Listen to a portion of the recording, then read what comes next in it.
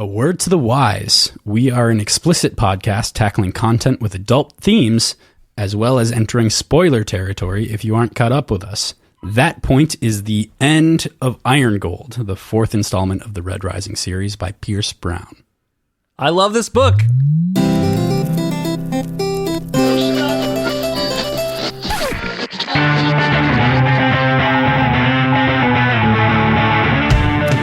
Hey there, this is Cross. And I'm PJ.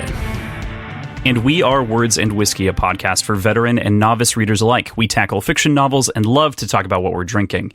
You should think of us as your intoxicating weekly book club. And today we're not alone. We have an actual full book club. We've got a little roundtable discussion going. It's not just me and Crossland screaming into the void alone anymore. It's true. Today, we are going to be doing a wrap-up episode on Iron Gold. We've got some excellent guests joining us to talk about this absolutely phenomenal book. We've got the trio of hosts from Hail Reaper, Mather, Philip, and Jeremy. Say hello, folks. What's going on? Hello. That was awkward. I was going to go, and I didn't want to step on anybody, but hello, this is Mathar. Hi. How's it going? It's going great over here. So just see ourselves out. Is that how it goes? Yeah. I mean, feel free to introduce yourselves, some interests, whatever you like. Mathar, maybe how you got into Red Rising in the first place. This maybe was that's a great. good place to start. I hope we could do it again sometime. I feel like I've already ruined it. What's up, Cross? What's up, PJ? Happy to be here. And should I? My name is Mathar. I'm a producer and a part-time host for Hail Reaper podcast, all about the Red Rising unit. Fancy that. Well, it's all about the world of Red Rising. And Philip, Jeremy, and I, we focus on like sound design and like immersive sort of experiences within that world. Much shorter than the lengthy conversations you guys get into here. Although getting ready for those, we get deep into it. So I'm actually very, very excited to be here because I just finished this book recently, and I have so much to say about it. So Lots of feelings. Yeah, I'm thrilled. I do most of the scoring and sound design for that show, but I'll turn it over to my co-host now. All right. I'm Jeremy, and I like puppies and long walks on the beach. I like those marshmallows that come in cereal. And I found Red Rising actually through Philip. I know there's a question, so I don't want to go too far into that. I saw the outline, but I am co-host. I'm the business side of the mullet, and I also do junior editing duties over here at Hail Reaper. So that's me. My name is Philip. I work on Hail Reaper. I co-host with these guys, and but the joke is, or it's not like a joke. I'm being completely sincere. I don't refer to any of us as hosts. Like mostly it's Jeremy's my good friend, and Mathar is either my good friend or my regular friend, and soon to be something else. So, because these are my two closest, and I don't do anything for Hail Reaper as much as I just sit here and and talk about it and Red Rising, and then I am the glue guy. The person that's the sticky glue that kind of holds all three of us together at times. But then I'm also very mentally fragile. So then they become the glue guys, and then we all kind of glue together. That's my job. I just like, this is news to me that Philip doesn't do anything. So I just like Jeremy as like the business side of the mullet to make a note of that so that we can dock his shares. That would be great. Because I didn't know that he wasn't doing anything. I thought he's been working this whole time. So that'd be great. Mathar is the party side of the mullet, and Philip is just the bald spot in the middle then? Yeah. No, I'm not on the mullet. I'm just like, I'm the guy in the chair next to the guy in the mullet at the barbershop. Well, no, I mean, like a lot of really good mullets work well with like sideburns. So that's how I think of Jeremy. As like that's what's going on in this midsection here on the side. Can stay or go, but holds it all together. It's accentuating, right? Like draws the eye up to the mullet. So. There you go. Sideburns. Fantastic. Well, that's awesome. We've so much to talk about today, but before we do that, we generally like to start by talking about what we're drinking. We'll just kind of go in the order of the document, but I'm going to let PJ start actually. So PJ, what are you drinking? All right. So for a cocktail, I created something called rim juice. It sounds gross, but it actually tastes really good. It's equal parts Midori, Cointreau, and lemon juice. all shaken together and then garnished with a cocktail cherry. It looks like this bright acid green Mountain Dew looking drink. Traditionally, Crossland and I do a shot before we start recording. So we decided to do that today also. It got a little weird for me. Crossland tasked me with doing something on the theme of Zolidone. So I'm like, all right. Oh, shit. Induces apathy. It probably isn't that great for you. Wait, I take it back. I do want in on this. Hold on. Excuse me while I go downstairs and grab a Zolidone real quick, because this is painful. So, also, as you guys will see, I don't have a clean shot glass. Wow. So I have a quarter cup right now. And it is Jay's filled is with- holding up to the camera, is holding up a measuring cup, which I presume is precisely 2 ounces. I don't know. 1 ounce? It's a quarter cup. I don't know. So good. He showed it to me right beforehand, and I could barely stop laughing. That's the I best was shot like, is this glass part ever. of the theme, the riff on Zolidone? You're like, oh yeah, what would somebody in the streets of Lost City be using as a shooter? Yeah, exactly. So it is a little bit of simple syrup. I squeezed this half a lime, like just a little bit in there, and then I filled the rest with absinthe. All That'll right. do it. That'll do it. It's going to be terrible. I have this extra half a lime just to kind of suck on afterwards, but Cheers on the shot. Cheers. Cheers to the show. Very excited to have you guys, of course. Cheers. nope. Yeah, that didn't look good at all. Oh no. Do you feel numb yet? I wish I did. I wish I did. If I had more sugar in there, I think it could be pretty good. But it is just straight up absinthe. It's just absinthe. So that's what I've got. Who's next in the order? Who wants to tackle the next one? Mather. Let's go, Mather. All right. So Mathar. today I'm drinking, I didn't really make this up, but it's kind of a play on a drink called the El Presidente. About 1.5 ounces of rum. I think the El Presidente is typically like a golden rum. But I'm using a Puerto Rican rum and a dry vermouth instead of white or Bianco. And you typically want to go with like a triple sec and then like an orange twist. But I don't have any orange, so I used orange bitters instead. And yeah, it's delicious. I built it in the glass, and it is quite the aperitif. One of my favorite things about this cocktail right now is that I'm drinking it on a coaster that I got from Disneyland. It's got a little Perfect. Nice. Ewok on it. Nice. That's dope. There you go. Perfect. They have alcohol at Disneyland now. That's something it always needed. It did. I didn't know it needed it, but then I discovered it, and boy, let me tell you, there's a pairing. There was always alcohol in like some of the other parks, right? But not. Yeah, there's Disney always been World alcohol proper. near Disneyland. Okay. Never just quite in it. Gotcha. Cool. Good deal. Awesome. Jeremy, you're up. What are you drinking? So I'm going to actually, I think Philip will want me to speak for the two of us. No, I can do mine. You can. Do you know what I? Do you know what? No, I have no You have clue. no I'm clue just what I gonna make did. it up. Yeah. Okay, cool. You're gonna make that up. Great. Okay. No, so, let's start. No. Hang on. Let's start with Yeah, let's Philip. do it. Yeah, let's start with let's Philip. do I got that. this. I got this. Okay, so I have this glass that has clear alcohol inside of it with ice and a lemon. And it tastes good. As you can tell, I'm a huge drinker and I love alcohol. Alcohol is my life, and I feel it's the way I connect with humanity.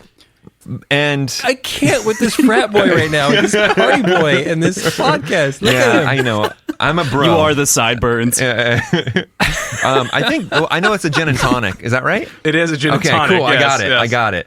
No, like, so my bartender is exclusively Jeremy, and that's it. The only time I ever consume alcohol at all is in our studio. And so, which I do. Like last time Mathar was in town, we had Moscow Mules. That was really fun too. I love Moscow Mules, but I don't really know much. I just know what I like and it tastes good. And I'm typically when I go You'd to never a know restaurant, that by your description. I know exactly, but I just like. But when I go to a restaurant, sometimes I get stuff, but I like the I don't know. I like stuff with like watermelon or mint or like basil, stuff like that. That's like the cocktails. That's fair. There you go. So for Philip, yeah, I did a pretty basic G&T. He did pull the carpet from under me at the last minute and ditched out of sharing a drink with me. So I didn't have limes on hand. I have lime juice in the wet bar. So it's basically just a 2-to-1 ratio of tonic water to gin, and then a tablespoon of lime juice. And because I only had lemons, because of what I'll introduce as my drink, I just put a lemon wedge on there for good looks. It's all about aesthetics. That's Philip's drink there. He's an aficionado, so I know he was able to properly relay exactly what he's drinking. But on my side, I decided to kind of lean into the nerdiness of what we're doing here, and I wanted to go James Bond themed. So with Casino Royale, I went with a Vesper Martini for myself, and as what's his name? What's the author of the James Bond series? Anybody? Red Rising? Tolkien. Ian Fleming? Ian Fleming. What were those other answers? I said J.R.R. Tolkien. So J.R.R. Tolkien? Tolkien. I heard Tolkien. As lore has it, Fleming actually invented this recipe when he was writing Casino Royale, which was the first James Bond book. So it's 3 ounces of Gordon's gin, 1 ounce of vodka. In this case, I'm using Kettle One.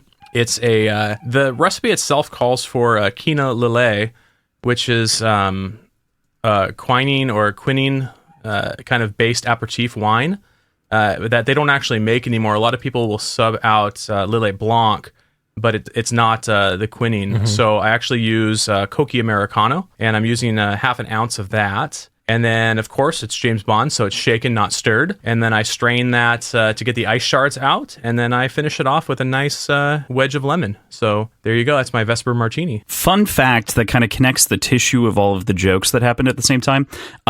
Christopher Lee is the stepbrother of Ian Fleming, the guy who played Saruman. Mm-hmm. And so he is also the inspiration for James Bond. And that is his favorite cocktail, or was his favorite cocktail. Wow. But wow. all of that just kind of bleeds together very nicely with what you said. That's a deep pool. I'm a better person for that. Question for PJ. Yes. So I've always, every time I put on your podcast, I listen and you guys do talk about drinks, and it seems like you're genuinely really into this experience of describing your drink and talking about it, and obviously apparently taking shots out of measuring cups as well. But were you ever a bartender? Because you sound like you are you sound like a former bartender. Not an actual bartender. I was a beer tender for a long time. So I worked at breweries all over the place. And then I worked as a brewer at a couple different breweries. So I know the beer side really well, and that just kind of lends itself to talking about cocktails and getting tasting notes and really kind of refining a palate as far as tasting goes. That's it. That unlocks It's also what I've been so wanting to nerdy. know. It's such a nerdy thing to be into. I've got a couple books up there. I've got they're hard to see, but behind my little tiki mugs back there, I've got one from Smuggler's Cove and one from Death & Co. in New York. And gosh, when I'm I was reading through them, trying to decide, well, what am I going to do on the podcast? Huh. It's so nerdy. Everything is nerdy when you get that into it. It's hard for me not to nerd out on anything that I get into, right? No matter how cool, I'm doing air quotes, cool it is, I somehow make it nerdy. It's true, especially when you start to dive into it and you start to actually understand. Yeah. I really didn't know that much about cocktail construction until we started doing this podcast. PJ was like, we should make that as a part of the show. And I was like, totally. We like drinking beer. Let's talk about that. And he's like, very relatable. We should do drinks too. And I'm like, interesting. Don't know how to do that. Learning this has been insane because now I can just mix stuff and I come out with something on the other side that most of the time tastes good. Sometimes it's awful, but you learn weird fundamentals. That's how great things are born. Actually, so I don't know if you know about Death & Co., but it is actually one of the rated one of the best cocktail bars in New York. And Dave Kaplan, the guy who started it and wrote that book, started the bar out of fraternity because no one there knew how to make anything out of anything. And he was kind of into some of these, he got a book of classic cocktails and was like, you know what? I'm really trying to like impress these people, and I want to like have like kind of a thing about me. And so I'm just going to start making cocktails. I'm going to be the guy who makes cocktails at these like frat parties. And so I forget the school he went to, but he was like making cocktails for like all the people coming in and out of there. And then they just like started to fall in love. It started to become a thing, and he got better and better and better. And yeah, now he's running one of the best cocktail bars like in New York, and he's known across the entire country for like his contributions to the industry. And yeah, literally started out of just like, oh, you know, nobody else is doing this, I'll just do it. That's so cool. Yeah. Right? Exactly. Necessity right? is the mother of invention. Totally. I think you talking about both of those cocktail books is what's going to push me over the edge to actually order them, because I've heard about them, but I've never met anybody that owns them, and high remarks from them, I'll get it. So I'm excited to order those. It'll make you really sad about how small your bar is. That's all I'll say. It'll make you very sad that you don't have the money to stock everything in the book, because that's how I felt. I'm like, you know what? One cocktail at a time, right? Let's see, how many cocktails does this like $80 bottle of like liqueur actually make? Okay, all right, I'm good. Exactly. This this whole, you can see my shelf here of my bottles. That's like 2 or 3 years of like slowly building things up. So, and it's accelerated a lot from starting this podcast.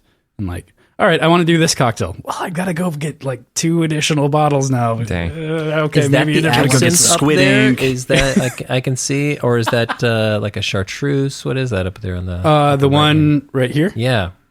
That is Midori. I picked that up today for this cocktail. Right.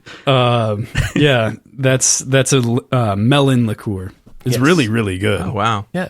Commonly used in sours. Yep. So I'm excited Fantastic. to do some more PJ, experimenting with that. You sound like a professional to me, so you're my professional. I'm the most professional you'll ever meet. Indeed. Thank you for giving me an excuse. Thank you both for giving us an excuse to drink professionally. Cheers to that. See, Thank you very exactly. much. That's the entire namesake of the show. Do you guys usually drink on the show at all, or not? So just to frame this is maybe more interesting, PJ actually has had to refrain to listening to your podcast for a while, and partially because of avoiding spoilers and things like that. Right. The first 2 seasons are definitely fine; they're a-okay. And I just kind of have approved those recently for PJ to go and listen to. But like, he can't go and listen to Howler Pod because there are spoilers through Dark Age, and so he hasn't been able to ingest anyone else's media. So this is his first time meeting you, hearing your voices, etc., which is a very interesting experience compared to me. I've listened to everything and whatnot, so very, very different on that side of things. But yeah, I've been holding back, and it's been tough. Sequestered. I haven't been like participating in any of the Red Rising Reddit posts. Like, I've been intentionally holding back on everything because I hate being spoiled on things. I hate it too, PJ, and we're in the same boat because we have a Discord, and I try to be actively engaged in that community, and I have to be so trepidatious because I just started Dark Age. So I'm like, and already I know people have spoiled shit for me, and I'm just like, it is like, it infuriates me because it's like we have clear rules saying, you know, this is where you can spoil stuff. And you know what? People try their best, but it's impossible not to like bring things up. And even when you even you know how they say like a lie of omission is still a lie? It's like, even when you're like trying to omit the spoiler, you're still letting me know about something, like the fact that a character lived long enough to be in a certain book or something like that, right? And so it sucks. That's the one spoiler I got through the entire Red Rising series it's what caused me to like, I was on the Red Rising Reddit for a day. Right. I learned that Lysander was still alive. I'm like, all right, fuck it. I'm off. I'm out here. Yeah, that was my threshold of like, this is too much spoiler.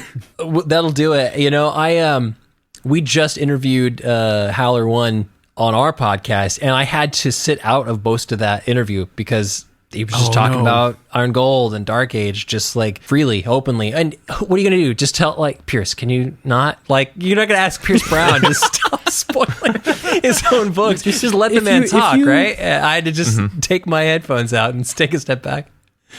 If you talk to him, like, if you refer to him as what we refer to him as on our show, I think he'd be okay with it, which is Piercy Boy. Piercy just boy. say, Piercy boy, come on. Like, keep it chill. Don't spoil. Philip, what were you going to say? I have a question for you, Cross, because we haven't talked about this. So, did you read the books in real time, or were you like at a certain point were you in real time with them? Because I read them all through the course of like late 2016, early 2017, and so I read Iron Gold and Dark Age in real time. But because I know that Jeremy had read them all 5 all at once, like in one like big 2-month blow. Mathar is where PJ is, maybe like just a distant a clip ahead. But where were you at in that? I don't know. So I was at pretty much the same point you were. So I read right before I finished Morningstar, and then I had no idea that there was going to be a sequel series. Same. So I didn't even know that Iron Gold came out. And then For a month. I had no clue for a full month. so I actually didn't even know that Iron Gold was out until Dark Age was out. And then I wow. burned through Iron Gold in like a week, and then I waited a month, and then I picked up Dark Age, and I split that into 2 chunks because Dang. couldn't handle it. And that's it. But yeah, that was pretty much my comparison story. But yeah, pretty similar. I was curious just because I know the focal point of the podcast is to, leave PJ in the dark continually over and over again. You have the patience of a god. Poor fella. I don't understand. I know you've been told this. I know I've heard you've been lauded for your ability to be left on cliffhangers. But man, dude, you're a champion. That is, I could not do this. I don't have the patience or the internal discipline to sit around and go like, well, I could just read this like right now. Like I could, it's at my fingertips and I want to know. And I'm sure you care about the story or care about what happens to certain characters or just general curiosity. So, hats off because you guys, the discipline required for this is like insane. I don't think I can do this. I'm just realizing, like, as Philip's talking, I'm like, what does he mean? And I'm like, oh, they don't read the book and then make a season talking about it. PJ's reading it like episode to episode. Yeah, holy shit, that's just occurring to me. Yeah. How? So How are you doing that? To give some perspective to some like real time shit that's happening right now. We finished the book and recorded last week or 2 weeks ago. 2 weeks ago. 2 weeks ago. 2 weeks we ago. recorded our final episode going over the final chapters of Iron Gold. I haven't read Dark Age yet, and we record the first episode on Thursday. So I have 2 days now. 2 days. But I've just been waiting. I've been waiting to pick up Dark Age. Yeah, how many chapters do you do at a time? Yeah, how many you knock out? So it depends. I vary it based on the cliffhanger and the plot Right. point. We tend to stick in the 40 to 60 page mark, which typically is about 6 to 7 chapters. Sometimes a little bit more, depending on if I need to get to a certain point in the story. Most of Dark Age is about 50 pages Right. for reasons. So I'm not saying any more than that. Man, though. Dark Age is a long book. Yeah, so I wanted to come into this talk untainted about like what's going forward. Yeah. So I decided to make sure I could read all of that. I had a before. similar thought and couldn't resist. So that right there demonstrates my lack of willpower. I was like, it'd be cool. I'll go into this conversation. I'll be literally right where PJ is. And then I'm already like on chapter 7 or 8 of Dark Age. Like in the last 2 days, I couldn't resist. See, I was it's like, tough. I have to know what's going on. I have to It's know. definitely tough. I curse Crossland out on air all the time for this, but I curse him out off air way more. He probably deserves it. It really tries Yeah. our friendship, but yeah. Just doesn't as a that note, much. before we jump into the commentary, I should just say my drink real quick. I am drinking Lyria's Tears, 2 ounces Oh of my gin, gosh. 3/4 ounce smoked honey, which is a sugar replacement, elderflower tonic, and grapefruit bitters, all stirred up. Call it Blue Shoes. It's great. You get blue shoes. Blue Shoes. That's the name of the drink. Sounds nice. Lyria's Tears is good though too. Hey, before we go on though, That's actually better. I want to address PJ Yeah. because he is like waiting there super patiently and never got his question answered. But What was the question? PJ, That's I've got true. you. So Oh, which is what? PJ asked if we drink on the show. We do. So yeah, the answer is I yes. did. I did ask that. That was You don't even remember. That's why you're being so patient. You forgot. But Maybe it's not that PJ's really patient. He's just really forgetful. Yeah, exactly. yeah, so Yep. so typically, I'll mix something for Phil and myself, a gin and tonic, an old fashioned, something of that nature. and it helps us loosen up. We kind of have like two different criteria for what we put out, and one is kind of strictly event based, which tends to be a little bit more serious. It hovers around the books themselves, character discussions, things like that, and then I guess like what you might consider to be off-season or non-event based kind of material, in which we are a little more about that party in the back mullet. So I think Mathar, I think you do too, but we certainly bring out the drinks for those occasions. I just want to do it all the time now. Yeah, it depends on if need use brain good. So There you go. I don't like old fashions. We try try to. I'm not. all right. I like clear is it alcohol. too soon in the podcast to start telling Philip that he's wrong? Like, No, should it's we never too wait soon. until we get into the discussion? No, never too soon. Exactly. Jokes. I joke. I kid. No, it's fine. It's fine. Usually we try to keep it pretty right on like the level of tippiness for like just before drunkenness, but last week I got fucking hammered.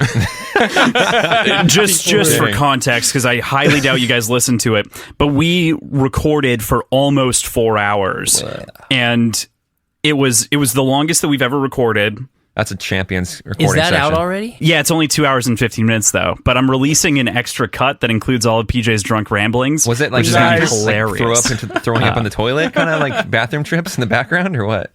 No, just No, I'm the only one who's done that, Yeah. but that was a Oh, you completely did that different too. episode. The Congrats. only podcast or like video that I've ever like consumed that is that long is like Critical Role. But like I'm gonna try it. I want to be on this journey with PJ. And now that I can, I want to kind of like do a little sampling. So maybe I can follow, like if I can stay ahead of you on Dark Age, like I can follow the podcast along. there you go. Give it a go. That's the intent, of course, and it's also so that people can relive the moment and like relive it through new eyes and kind of get the experience and then get some context. That's basically all I do, and I drag PJ along on a leash. That's my role is in this. Well, I mean, you're a good friend. You're a good friend. That's what good friends do. I try. They drag I try. their friends. I've mentioned this before, and I had a completely different understanding of what we were getting into than Crossland did. But my assumption, my entire assumption when we started this podcast was we're going to attract people kind of like me that don't read much but want to, and this can kind of be a good like motivation to get into reading. I didn't expect people who had already read the content to be like the primary listenership. So that's been kind of a strange, fun realization for me that like my ramblings are like what's entertaining for all of them, like seeing it from new eyes. Well, it's like they're living vicariously, right? And I've heard you say that before. I'm deeply, deeply into video games that like are open world, long. I like long, like experiential plays, right? Immersive stuff. And I don't get that into like Twitch for stuff like Overwatch or like competitive play or stuff that's just like Animal Crossing. Like I kind of like that stuff a little bit. The stuff I really love is seeing people play through a game for the first time, especially a game that I fell in love with, because it's just like I can never go back and play this game for the first time.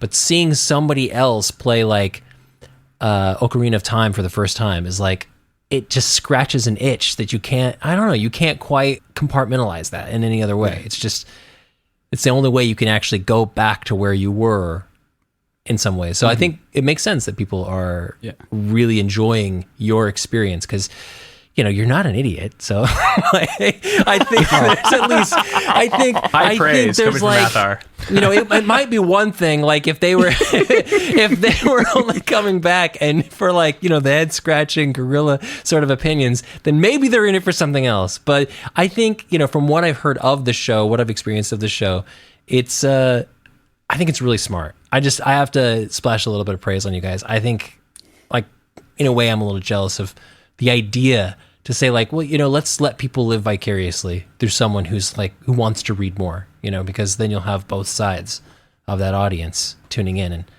it's brilliant. I love it. Hey, Kudos. Well, thanks. I've got a question for Cross. I finished my drink. Yeah, okay. Fire away, Jeremy. Yeah, before we jump too far into it, I just want to make sure everybody knows that I am a proud card-carrying member of the Words and Whiskey Patreon. And anybody listening, you got to jump in this thing. Two out of three. There we go. It's awesome. You definitely need to get in on that. And one thing I have to ask, though, is when, once PJ is out of quarantine and he gets to take his mask off and rejoin society and all that kind of stuff, will he understand what's been said in the No PJs Allowed chat room? And will he continue to do the show, or is he going to quit?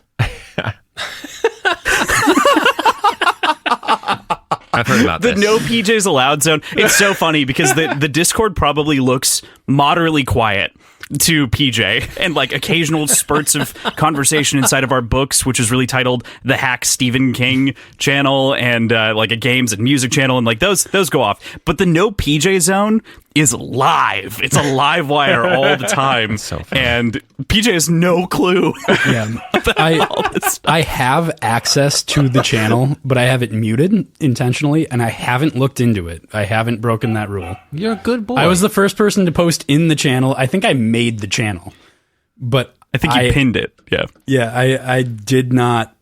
I have not gone into that. And I think it was yesterday or a couple days ago, I talked to Crossland. I'm like, hey, does anybody actually use that channel? Like, should we get rid of it? He's like, no, it's fucking like the most populous channel on the Patreon. I'm like, all right, well, that's a very good. popular channel. This might be premature, but you guys are one book away from the end of the Red Rising series. Have you already pegged your next read? So actually what we're doing this week is we're going to put it up to our Patreon supporters. We've had a number of people write in for different book series. I've been keeping tally over time, and we currently, just with a recent comment, have a tie between First Law and Mistborn Era 1. Nice. So there are also a number of people who want us to do Dark Tower. I want to hold off on Dark Tower for a bit because it's a much longer commitment. But both of those would let us, they're short enough trilogies where we could do the trilogy each, and then we could go back to Red Rising Book 6 when it comes out, we'll say summer of next year or what have you. It would give us enough time to read an entire trilogy, talk it through, do the episodes like we'd want to, and then jump back to Book 6, wrap up Red Rising, go into whatever's next. Makes sense. So, is there any reason PJ couldn't read the next book if you haven't read it, or are these selections that you have already read? Actually, these are mostly selections that I've already read. The interesting thing that we've actually considered doing, and that PJ has the right to do, PJ has a podcast inside of our Patreon called PJ's Symposium. PJ gets to demand whatever the hell he wants out of me, and I have to do it for that month. And so I've had to watch movies that I don't like. I've had to watch movies I haven't seen. We're both watching a movie blind next month. We've talked about doing a book in kind of the same fashion. But yeah, there is kind of that idea of doing it in the reverse fashion. And I think at some point, if PJ were to read a book on his own, absolutely. That is a big if. That is a big if, Crossland. Is it possible to just mute both of them real quick? Can we just mute Philip and Jeremy? Because can I just come be on your podcast? Does that sound? I want to watch movies. I want to watch. Dude, Philip said. Sorry, he's muted, so he doesn't know that I'm talking shit. But I'm muted right now. He's muted. See, like he said he was going to watch Mandalorian, and then he never did. Oh man, that was actually a big burning point for a while now. Actually, in listening to the podcast, I'm like, I cannot believe Philip has not watched Mandalorian yet. Also, this is the longest non sequitur we've ever had on the podcast, and I adore it. This is also... It's not a non sequitur because we're talking about your... You didn't know we were here to interview you, Cross? Come on. I know. Flipping the script, baby. I have a proposal. So I like this site. You mentioned Dark Tower. Dark Tower is something that I was actually looking at the other day. Yep. I was like, wow, it's 10 books. And I was like, that's just like a big undertaking, but it looks really interesting. But let's say you don't want to spend 10 books of time worth on that. That's a big commitment. What if you watch the movie with Matthew McConaughey and Idris Elba in 15-minute segments, and then PJ was only able to watch those 15-minute segments, and then you talked about that 15 minutes on a podcast?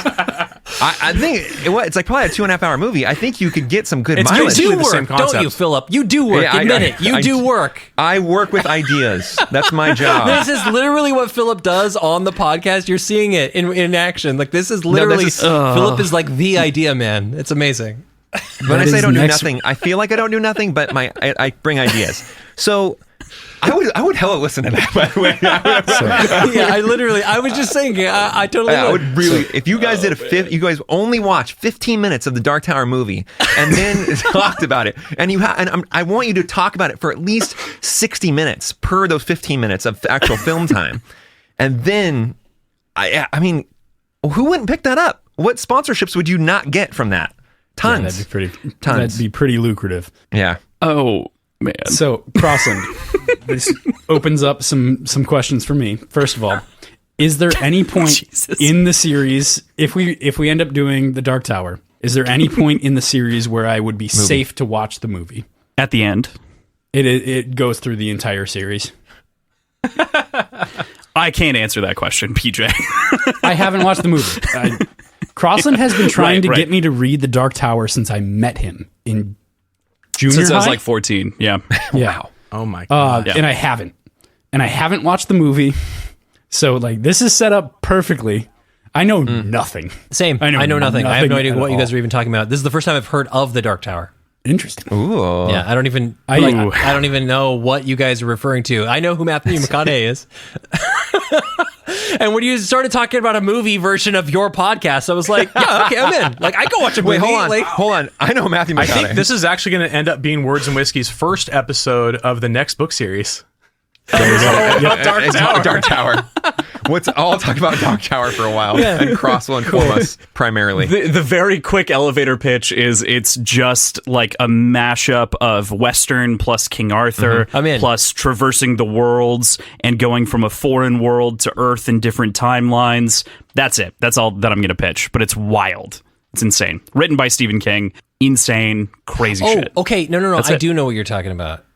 Dark Tower, is that the thing in they always make the jokes about like the man in the desert or something like that? There's like the man in black fled across the desert and the gunslinger followed is the first line of the book. So just delete everything I just said. Just go Tim. Is it Tim is the editor? Andrew. Tim is the web guy. Andrew, delete everything I just said. Make me sound smarter. I definitely know what Dark Tower is. Yeah, I totally know what you guys are all talking about. And yes, I think it's a great idea. Perfect. Well, we're going to get into the books. Yeah, we should probably move forward because I feel like we could actually talk for like now. Are you hours sure? on Like this. I don't know. Dark Tower. This is working. This is going well. But what I do want to say is, Crossland, I'm committing to this right now. Next month's PJ Symposium of Media and Whimsy is the first 15 minutes of the Dark Tower movie. It cannot be the first 15 minutes of the Dark Tower movie. No, this is a good idea. I think it's a phenomenal idea. PJ. Yeah. Oh, God. I'm just going to collapse for the rest of the podcast and be out. Also, next step.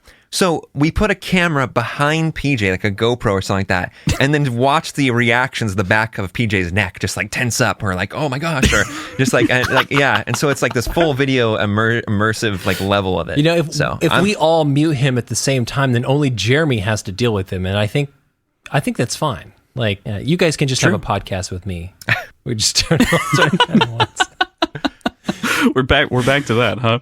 Okay, so we've talked a lot about a lot of things, which is wonderful. I love this show for this reason. But we're here to talk about Iron Gold. And Iron Gold is actually shockingly has, especially in this reread and kind of reading it really slow with PJ, has become my second favorite book in the series. And so there's a lot here to unpack.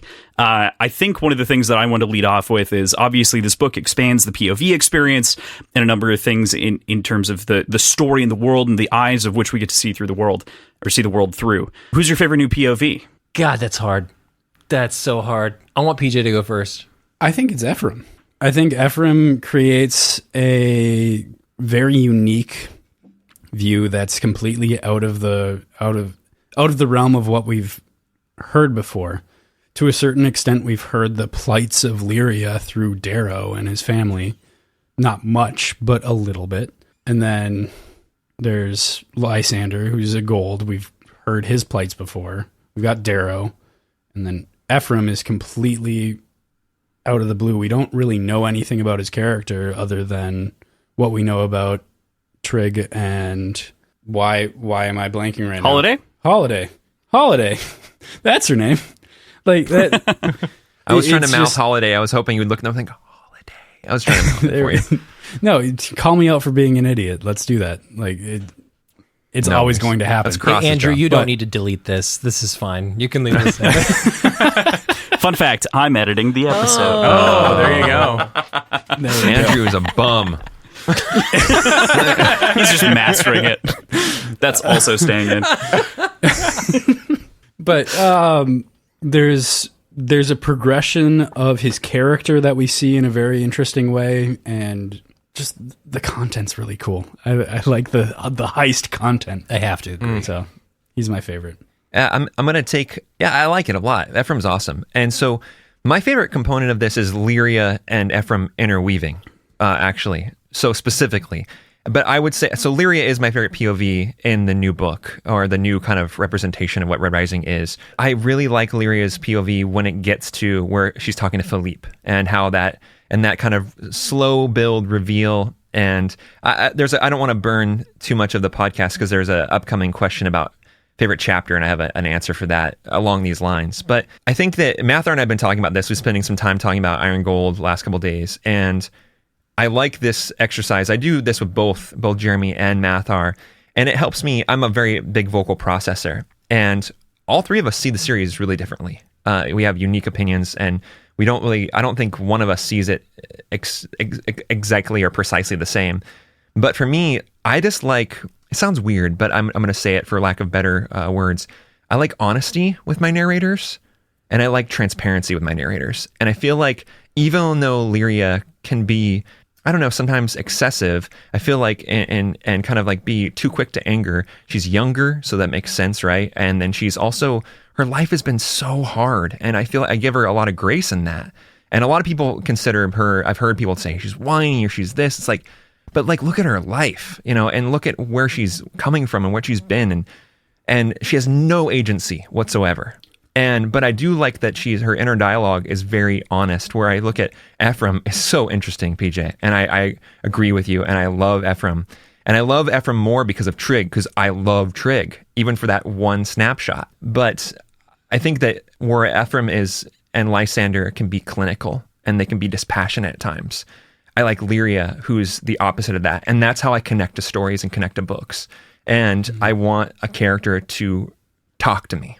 And I feel like Lyria does that a lot. And that's why she's my favorite POV. And I like her a lot the whole time. And even though it's weird and jarring, and the first introduction you get to her is it's hard. The blue shoes reference I made earlier.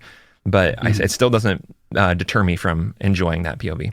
Yeah, we make jokes pretty regularly on the show about Lyria's chapter and how it all kind of seems like it could open up with Dear Diary. and but that lends itself perfectly to what you're saying and what you appreciate of it. Like she is being completely open and just pouring herself into these chapters and is being completely honest, and that makes total sense.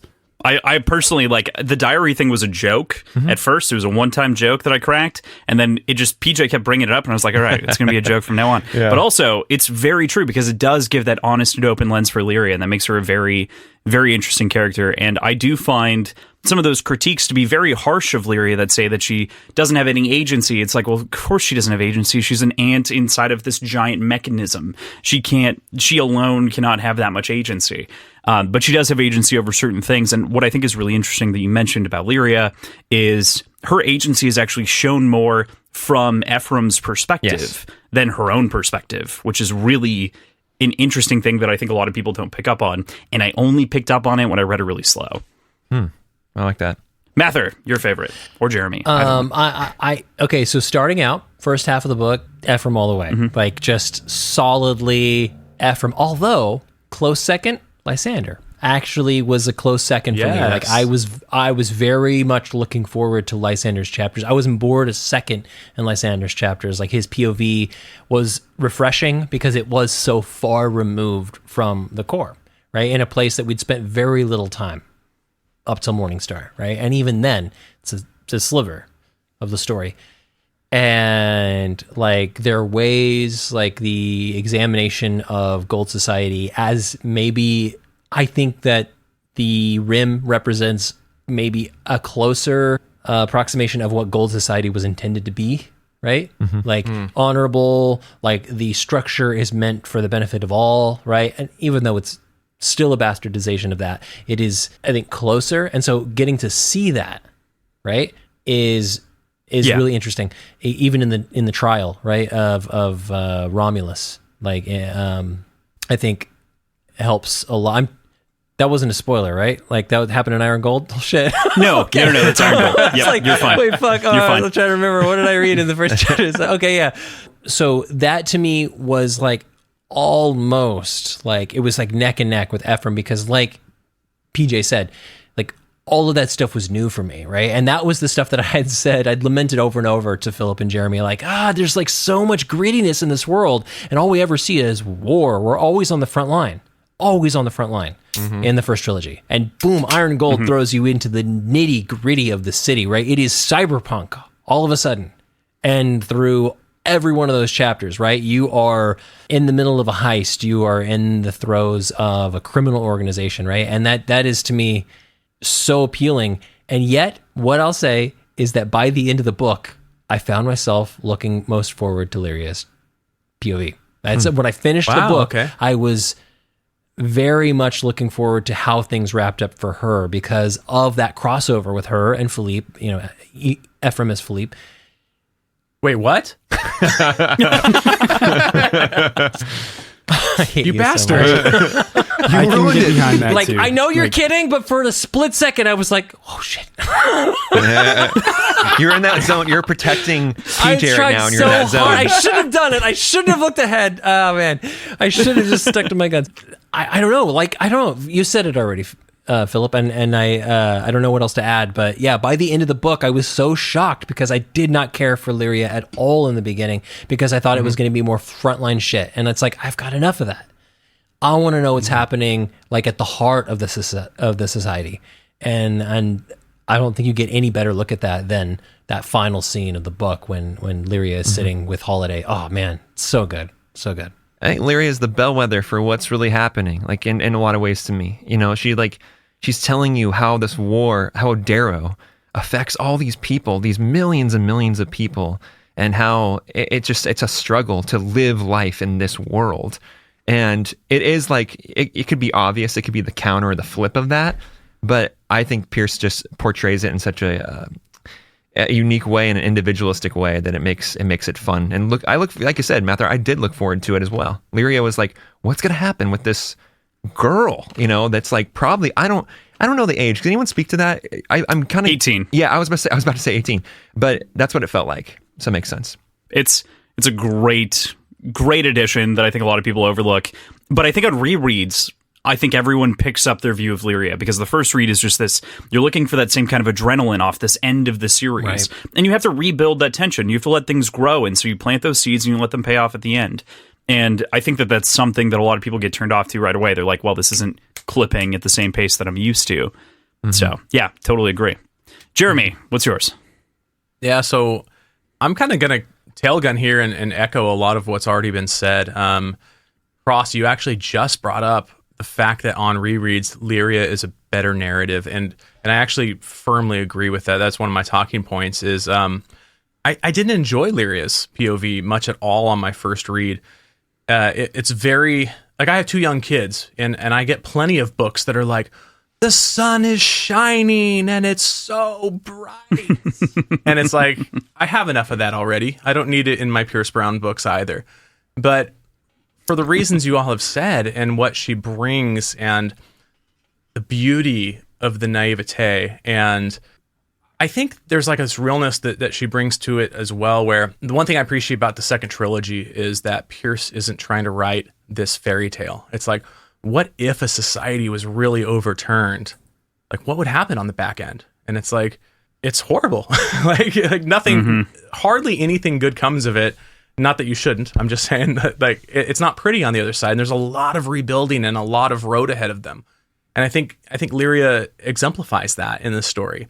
So I gained a lot of appreciation for Lyria's POV after my first read.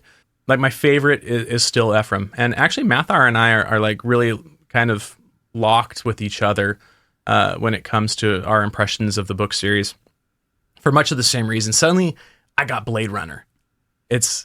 You get this dark syndicate, this in-between world where it's like, Pierce Brown talks about the duplicity of Darrow a lot, but it's like, it's so much more on the nose with Ephraim. It's like, there's no white hat, there's no black hat. It's all gray area where Ephraim kind of operates and kind of it kind of forces you to decide, like, is this a good character? Is this a bad? Like, how do you feel about Ephraim?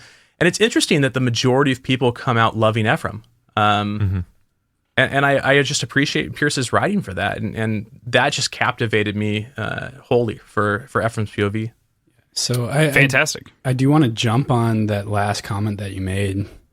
I don't think I love Ephraim, but I do think he's my favorite point of view. Because I think it's the most interesting, and I think it's the most new, and the most varied. Okay, but I am very conflicted on what I actually think of him as a person, but that's. Yeah. Outside of the scope of the question. You're not alone like there. That, though. You're not alone. Yeah, that's good. That's a good thought. I think it is. Hold on to that thought as you keep reading. That's cool. I'm going to bring up mine. I'm going to be the rogue here and say that Mather brought it up a little bit earlier, but I really loved Lysander's perspective strictly because you got this sort of glorified version of Roman society out in the Rim. You got this very interesting relationship between the different Raws and the way that they were even had infighting within them. You can already actually see some of the core corruption that happens naturally with power over time, hitting the Rim and the Raw family directly in Bellerophon. Bellerophon is the closest to a core goal that you get out in the Rim. It's clear that over time that's just going to keep happening. It's going to keep happening, and power is going to fall down that cycle over time. And I think that is one of the really interesting things that Pierce very cleverly laid out through some of the cousins that were in those scenes and the nephews and nieces. They're all killed off by Cassius. I was going to say cannon fodder. Is that what you're trying to refer to? Yeah, all three of them that just bit it. Well, right. But it's going to continue to happen. That's going to continue to spread. We're looking at this. PJ brought this up when we were recording the podcast too. But when we're looking at the Rim, we're only looking at the high nobility for the most part. We're only really talking to the absolute upper echelon. So we're not getting a good perspective of the other golds or the other colors within the Rim society, of which they purport to be this sort of grand revelation that they hold over the core. That's why I really like Lysander's perspective, not necessarily because of Lysander himself, although I do think that he brings a very interesting take on golds, because unlike Darrow, he wasn't submersed in gold society from the beginning. He's got all of the nuggets along, and he's had these seeds, and he's been given this path of honor that he could take, and instead he chooses justice over honor. And I think that that's a really fun path. Well, not fun. It's a very interesting path for him to take. I think that this book does a very good job of laying it out, and I love it. I also, Ephraim's my favorite because I already talked about Ephraim, so I have to. No, that's great. And I think, Pierce's obsession with like classical antiquity and, classical literature and like, yes, Greek and Roman tragedies is so evident. I think he relished being able to write just like a mini tragedy, like, a mini sort of like play in Lysander's POV. And I just, as I was reading it, I could tell that like he wasn't struggling with this. He was like, I know, like, I know exactly what I want from this. Like, it just felt to me like Pierce was in his element writing that, and that it was a challenge for him to write Lyria and Ephraim. Like, I don't know that for sure. I didn't ask him that or anything, but like, that's how it felt, that like, oh man, this is difficult. This is a challenging story to tell. And what's happening with Lysander sort of writes itself in some ways, right? It's very smart, and I really appreciated it. Yeah. I'm very well versed in the classics, and that's part of the reason that I chose Red Rising as the first book series that we were going to cover, because I think it blends science fiction and fantasy and the classics in a very fantastic way. And that's something that I really appreciate and always try to bring out and make sure that PJ knows as we're going through and reading this, is like, hey, PJ, did you know this is de Tocqueville? Hey, PJ, did you know that this is... I'm bringing up all these different philosophers into the conversation and all of the various quotes that people are saying just as lines, but are actually direct quotes ripped from other people's mouths. And it makes for a fun mix. And he really pulls it out in Iron Gold. Like, it's present. For the record, for that question that he asked, like, did you know this is blank, it's almost always no. Like, he knows it's almost always no. But laying a little bait for you, laying little traps. I'm yeah, exactly. Landmines. I actually have a question for Crossland on that front. Yeah.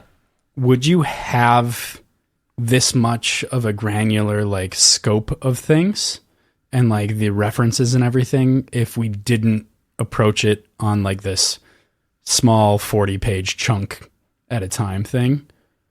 Like, or do you pick it up on your initial read? I'd say like 60 to 70% I pick up on the initial read. But there have been a number of deep cuts where I've been like, oh, I recognize that now that I'm reading it slower and I'm catching it. But when he like when he like poems it out, I'm like immediately I'm like, oh, that's Paradise Lost. That's Milton, clearly. There are just all these different phrases that you just kind of absorb when you live in that atmosphere for so long. So a lot of Luciferian imagery from Paradise Lost and whatnot. But yeah.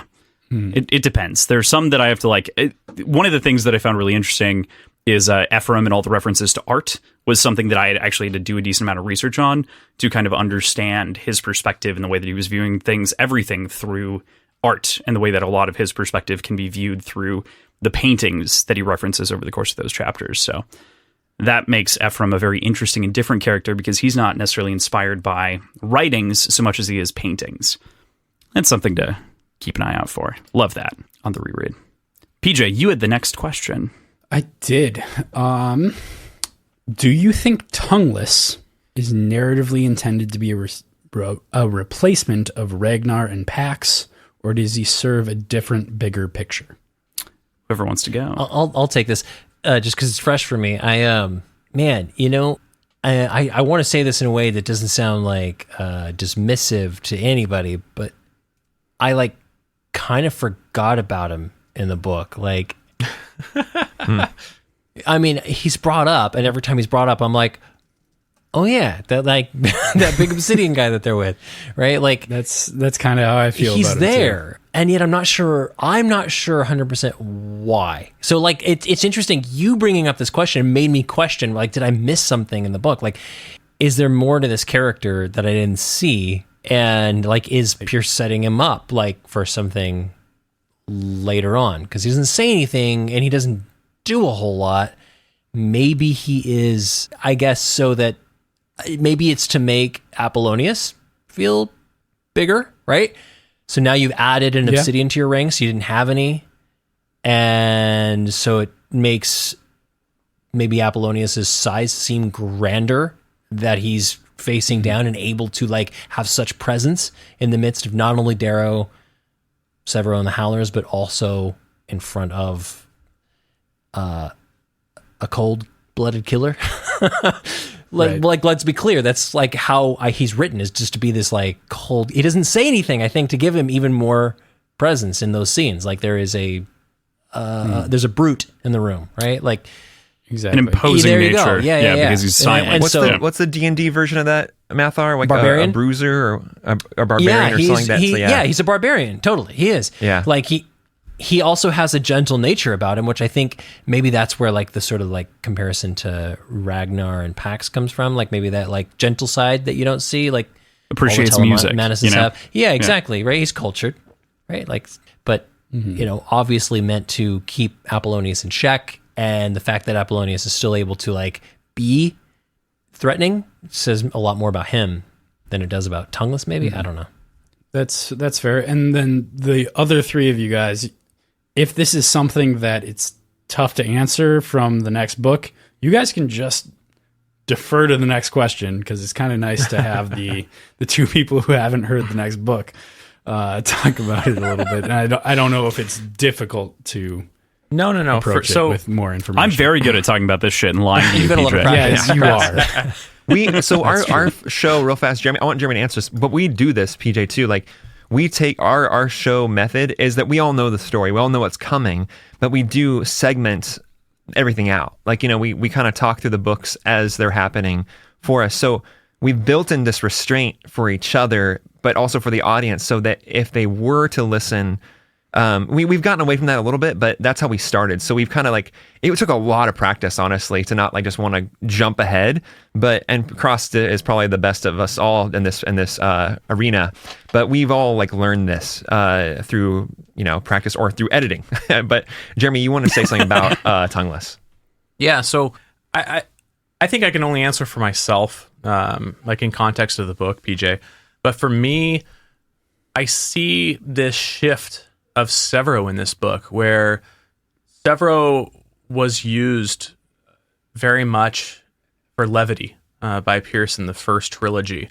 I know you guys described Tongueless as like a bruiser and everything, but I was brought joy and like the word I use, levity, like when with the smiles and the playing with the dog. And I think there's a lot of heavy themes and just darkness throughout this book that has to be broken up. Otherwise, it will overwhelm a reader. And I think Tongueless actually serves that purpose for me personally. I don't think of him so much as a traditional Obsidian. I don't think of him as a brute. He lends some comic relief throughout the story. Mm-hmm. Without speaking, he's much more like, well, I don't know if wise is the right term. Introspective, I guess. I don't know. He doesn't necessarily provide the same brutish, just raw strength nature that a lot of the Obsidians give off.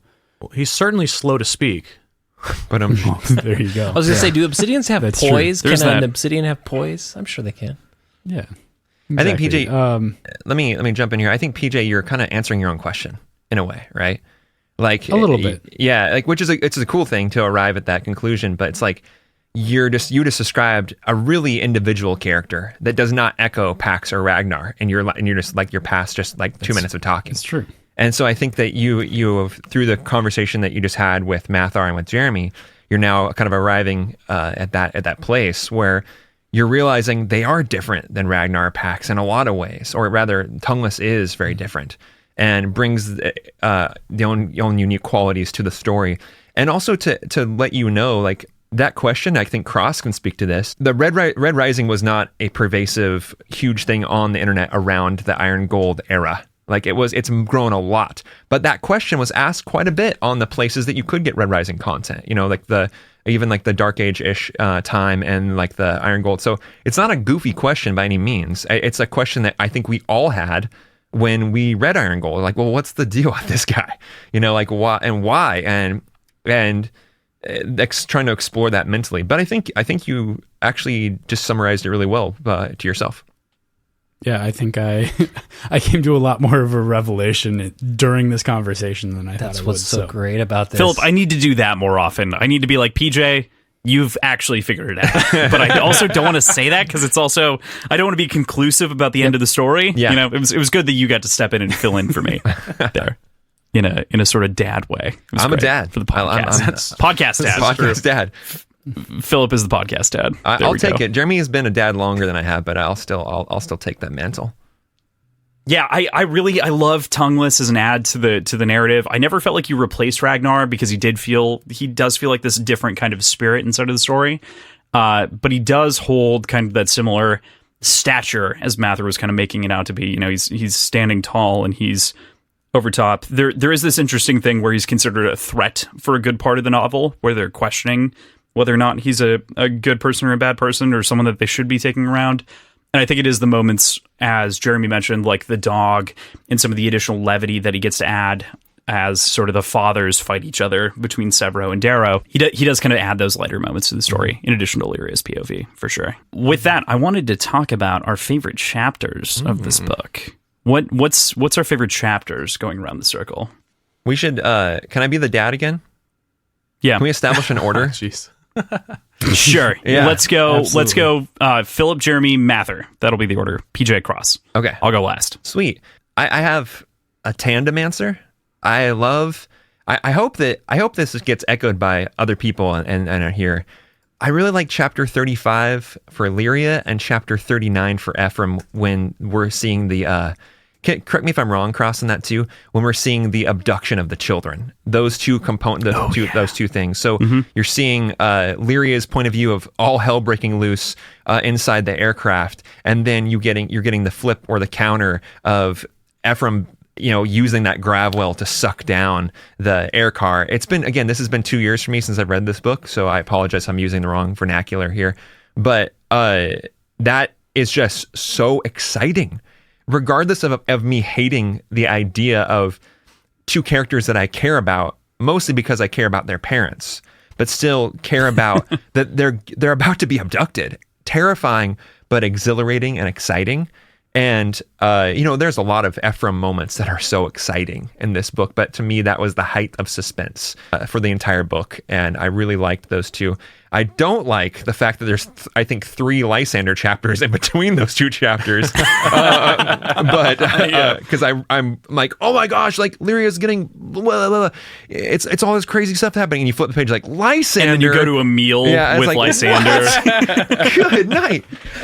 So, but those 2 chapters pairing together, 35 and 39, are my favorite chapters to kind of, not to say chapter. I can't answer that fully. It just has to be 2 chapters. Yeah. That makes sense.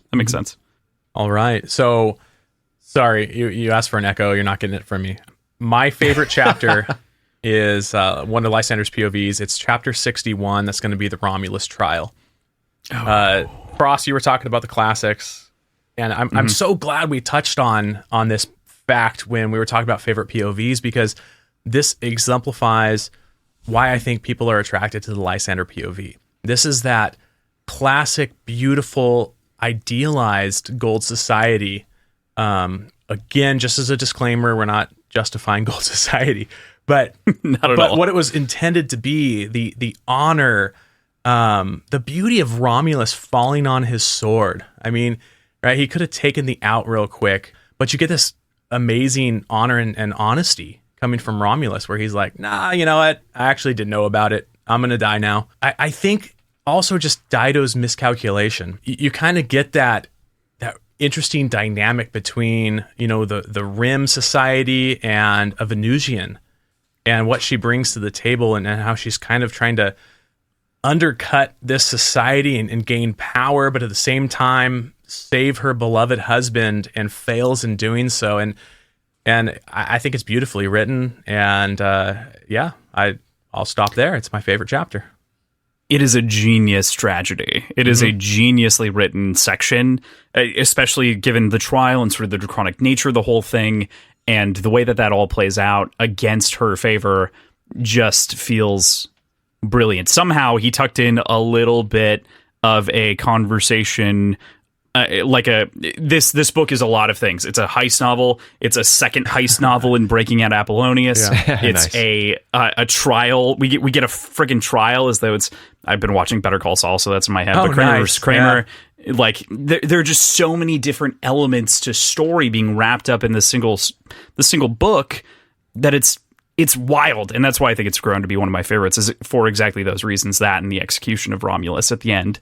Those 2 chapters tied together for me, and I agree with you. That's a great. I love great it. And can I posit something else that, like, again, this is an idiot's sort of observation.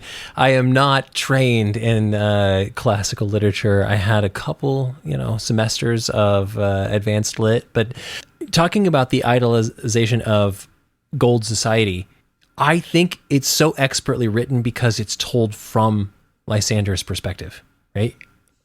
His naivete is obvious in that, right? He's making mistakes about his perception about how things are going to go, right? He's not a statesman. He's not he's trained in everything that Cassius could teach him about, and everything that he knew from his, first 10 years, 8 years, 10 years in the Citadel, right? Like on Luna. But this is a young man who's got a flawed perspective, and his perspective of what happens to Romulus and what's happening with the Raws I think is what kind of like makes this such a fun experience, right? It's like you're seeing it through somebody's like, he's describing it as being this honorable thing. And like, you don't really know what's going on behind closed doors. You don't really know what every single person in that room is thinking. But the fact that Lysander is seeing them as like this great honorable society, this is what gold society should be, right? Honor and justice and like, virtue. I think it just like seals it, right? As that perfect sort of homage to classical literature. So that's kind of one of the reasons that I liked it, but that's not my favorite chapter. My favorite chapter is 43. And this is when I think Lyria became my favorite POV. Her on the run from the Syndicate, running through the streets of Lost City, far from Hyperion, and her literal crawl through the mud, right? Back to safety is just thrilling. I loved every second of that chapter. And I think that's the part of me that was longing for Blade Runner, right? Like in the story, looking for that, and then finally got it in this chapter. And I don't even know what else to say about it because it was really hard to pick a chapter. But yeah, this is when I fell in love with, I think, Lyria's side of the story. So I think one of the most cinematic moments for me too, Mathar. Like you can feel like the pulse of the city. You can feel like almost like Mathar and I talked about Blade Runner enough, a lot, but like feeling that kind of soundtrack to that single chapter too. Sure. Kind of like that. It feels there's a pulse, yeah. It feels like there's a momentum to that moment that is so entrancing. And I love that. I love that too. I do want to go back to chapter 61 because I want to get this in here real fast because I want to throw my favorite quote in really quick here, which comes in chapter 62, but it happens because of the trial. But I think my favorite quote in the entire book is it is from Romulus as the speaker to Dido. "This is not the end. I loved you before I ever met you. I love you until the sun dies. And when it does, I will love you in the darkness. Goodbye, wife." And just like, oh my gosh, like I can't imagine saying those words to my own wife, but at the same time, the stoic and poetic nature all at once, like is just like incredible. And so Cross, the reason I bring that up fully is I also want you to tell me, is that borrowed from something that you know? Because again, I echo Mathar, I'm not like a trained or I'm not into classic literature. I like Steinbeck and I like Upton Sinclair a lot. That's considered classic, but it's very different than like Count of Monte Cristo and these other more poetic things. Yeah. I go even further back with the classics, and I think about like, I talk a lot about Marcus Aurelius because that's where a lot of both Romulus and what Lauren's character are derived from, and later now Darrow's. Like they're very borrowed from Marcus Aurelius in terms of perspective on the world and everything else. But this is not something that's written anywhere else. It's not cribbed. There's nothing directly like this. This is a completely original phrase and quote.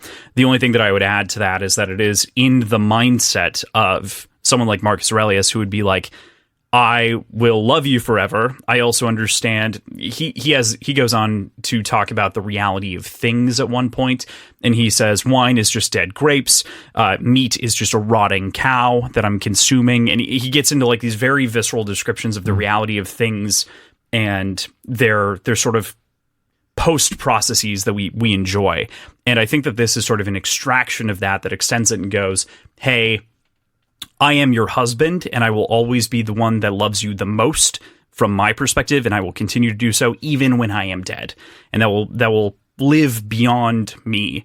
And he took even that little bit and he cranked it up to 11 with even when it's dark, like even when the sun dies. By God, one of my favorite lines in the book for sure. That's why I wanted to mention it, because it's like we don't have a favorite quote section, and that's something that when and if capable or possible, we like to do favorite quotes as well.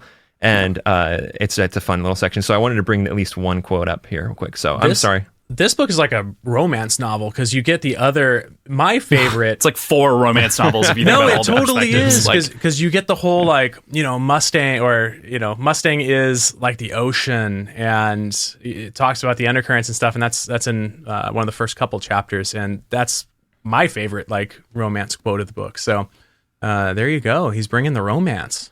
Well, not only that, but like to kind of like piggyback off what Cross is saying. I mean, it's not just Aurelius, but it's like Cicero too, right? Like the ideas of like, fraternal like kinship, right? Like friendship, everything. Like Cicero tried to normalize like telling all your friends you love them like immensely. Like just like friendship in Cicero's mind was like as sacred a bond as like, you know, a monogamous, like, you know, marriage or something like that, right? Like a good friend was as important as anything in life, right? Someone you could trust. And I think that's echoed, like you said, not just in this like RIM society, gold society, but like also in Darrow, constantly looking for who can I trust, right? And like, I think it's beautiful. I would almost say that Darrow's lost it, right? So like Darrow's kind of lost this edge right here. And I think that Severo still has it, though. And that's why Severo respects him and goes out on this entire mission to do all of these things, is because he's lost, not because he hasn't lost it yet. He loses it at the end, but he's doing this out of sort of that fraternal love. And also that's why Victor wants to protect him, is because he's like, I know that he has this fraternal love for you and he will do whatever you need him to do. But Darrow doesn't honor the bond that same way. He's the Reaper, baby. He's the Reaper. He's no longer Darrow. It's a fucking problem. Oh God. So my favorite chapter is chapter 29, which is a Lyria chapter called Rust and Shadow. And this is her excursion to Hyperion. So this is, for me, the most like human chapter of the entire bunch, where she is basically going to New York City from Kansas. Yep. Like she True. Yeah. Like she subway. So well put. Yeah, doesn't understand the line system or buying tickets and decides to walk 5 miles. Like, because you do that in New York City. Yeah. Like this entire chapter, it's also where she like meets Philippe and is accosted and almost arrested. Like, this to me is the most human and most like relatable chapter of the entire book. So is this when she goes to the Hall of Screams as well? Is that that prior? Yeah. Yep. Yep. Good one. That's a good one. I like that. I got that trivia question right. No one else did. I stole that one. Does this start with her like overhearing a conversation, or does it end with that? Is that around that time where she runs into Holiday? Or is it am I totally spacing? I think that's a different chapter shortly thereafter. Okay. Or before. I think it's before that is the chapter where she's walking the fox, talking with the doctor. Yep. And notices the gray and the red talking in like a jam field. But I don't know about talking about. But then Holiday. at the very end of that, she runs into Holiday, but she doesn't know that it's Holiday. It's just in a wolf. She's a gray in a wolf cloak, and so she knows that she's a howler. Okay. Yeah, she figures that out later. But no, that's a great choice, PJ, because without that chapter, I mean, you don't have without that chance meeting, which is not chance, we find out it isn't chance, right? But if that meeting, the way that ends is her getting fingered for pickpocketing and bailed out by Philippe, you don't have the climax of the book, right? Like, it just doesn't exist. So, right. Yeah, that's exactly such an important moment. And I think I couldn't put it any better than you did, but now that you're saying it, it's so true, right? Kid in the big city, like for the first time, and that's how I felt, because this is the first time we're really as readers, getting to experience Hyperion and Lost City, right? It's been touched on, mentioned, but we're spending all our time in staterooms and war rooms and gardens and villas and shit like that, right? So like for the first time, we're walking and living vicariously through her eyes as she's experiencing, the splendor and also, the darker side, both sides of the city, in just a matter of chapters. So. Yeah, we talked about this on the show when we came to this chapter, but an experience that she had basically right away, where she's trying to buy a ticket and doesn't understand what to do and gets embarrassed and flustered and just leaves, is something that I feel like almost everybody that visits New York City experiences. San Francisco. I did that same thing in San Francisco. Too. Yeah, exactly. Like, yeah, right. But also then following that up with, I'm in a big city. This is crazy. This is awesome. I'm going to spend half my monthly paycheck on a coffee.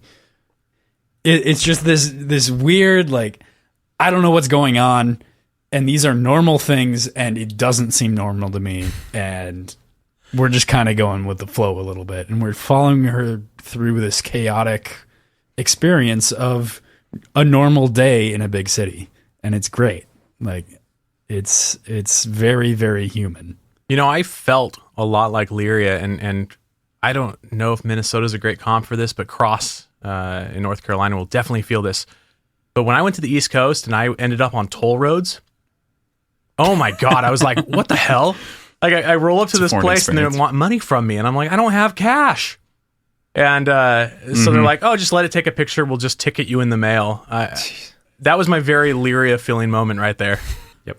You know, very relatable. The first time going through a toll road is one of the weirdest things.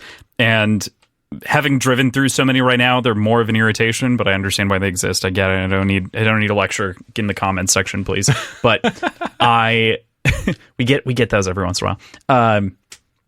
But I totally agree with you. It is that kind of foreign element, and it is a very strange East Coast experience. It's good to hear that San Francisco has a similar experience with the rail, because that was a very similar thing that I had with the New York subway system when I moved there a year and a half ago, 2.5 years ago. It was so... I lived there for a year, and then COVID happened. And that's exactly how you feel. It's like, oh shit, well, I can't figure out where I'm going. I'm just going to walk, because I kind of want to walk through the city. I kind of want to experience it, and I don't want to be stressed out and like be around all these people. And I agree with you, PJ. That is a fantastically humanizing moment for Lyria. And I think it actually picks her up out of this sort of negative perspective into one of revelatory magnificence. And understanding. Like we get to sympathize in her smallness in that moment. Yeah, the pace at which it's written, right? The pace at which things happen to her and she experiences this is very akin to, like, you know, walking around like Times Square or walking, you know, down Market Street in San Francisco, and just kind of like, it's overload, right? You're overstimulated completely, and you're thrilled, and it's easy to forget, you know. Like, and us as readers, for a moment, we forget about that tragedy, that deep, dark thing, the reason that she's there, right? For a moment. So, yeah, it's a great chapter. It's a good call. Just dig us out of that positive hole and put us right back into that. Oh, yeah, your whole family died. Sorry, guys. Moment. Yeah, that is a fantastic chapter, without a doubt. My favorite. Yep, you cross go ahead. into your last. What were you going to say? Oh, okay.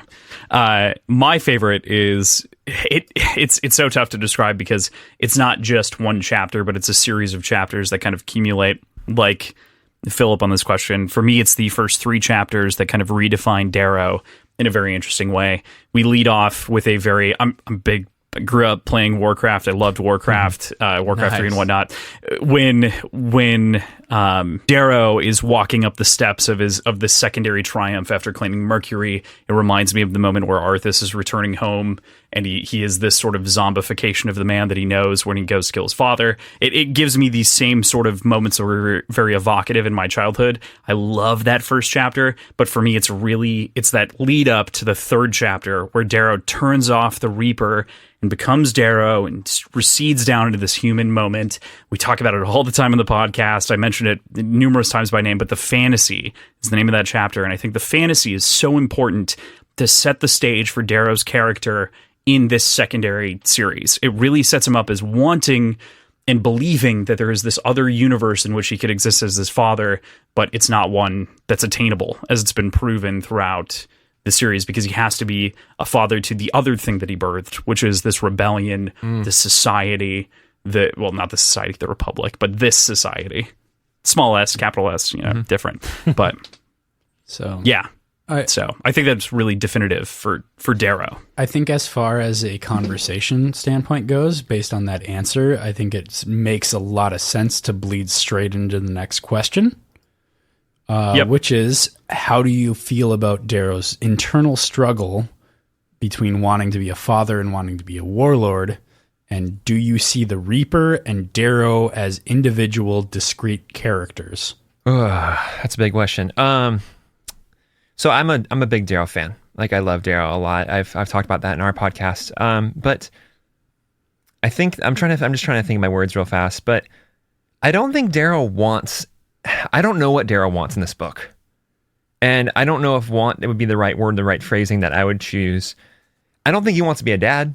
I mean, watching Jeremy with his kids, and I know the way I feel about my kids, I don't think he wants to be a dad at all. I think his actions are making choices for him. I think lamenting the idea of wanting to be a dad isn't the same as actually choosing to want to be a dad. But I don't also... That, 100%. I've gotten into so many arguments on the internet about that. They're different things. So, but I don't think he wants to be a warlord either. I think I don't know what, because my answer is I don't know what he wants. I think his sense of duty outweighs everything for Darrow. I think that's who he is. He's a soldier, and like Holiday, and like, so you're not the mission, Holiday says, or he's not the mission.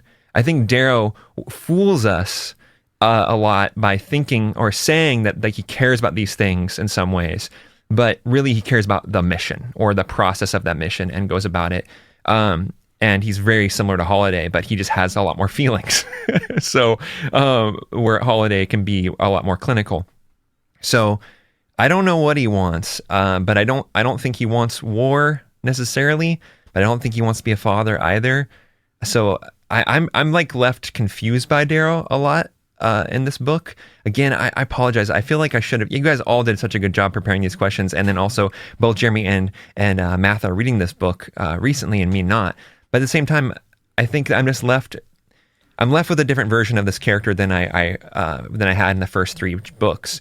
But at the same time, I just think that he is supposed to be kind of an enigma here. And I don't think he's supposed to be very interesting necessarily here either. I think it's supposed to open the door where Pierce is trying to show you that this character is kind of just, a duality or a different side of the character, but also making him not the interesting focal point that he was in the prior 3 books. Yeah, I want to jump like right on the back of what Philip said, and that's simply because I completely agree.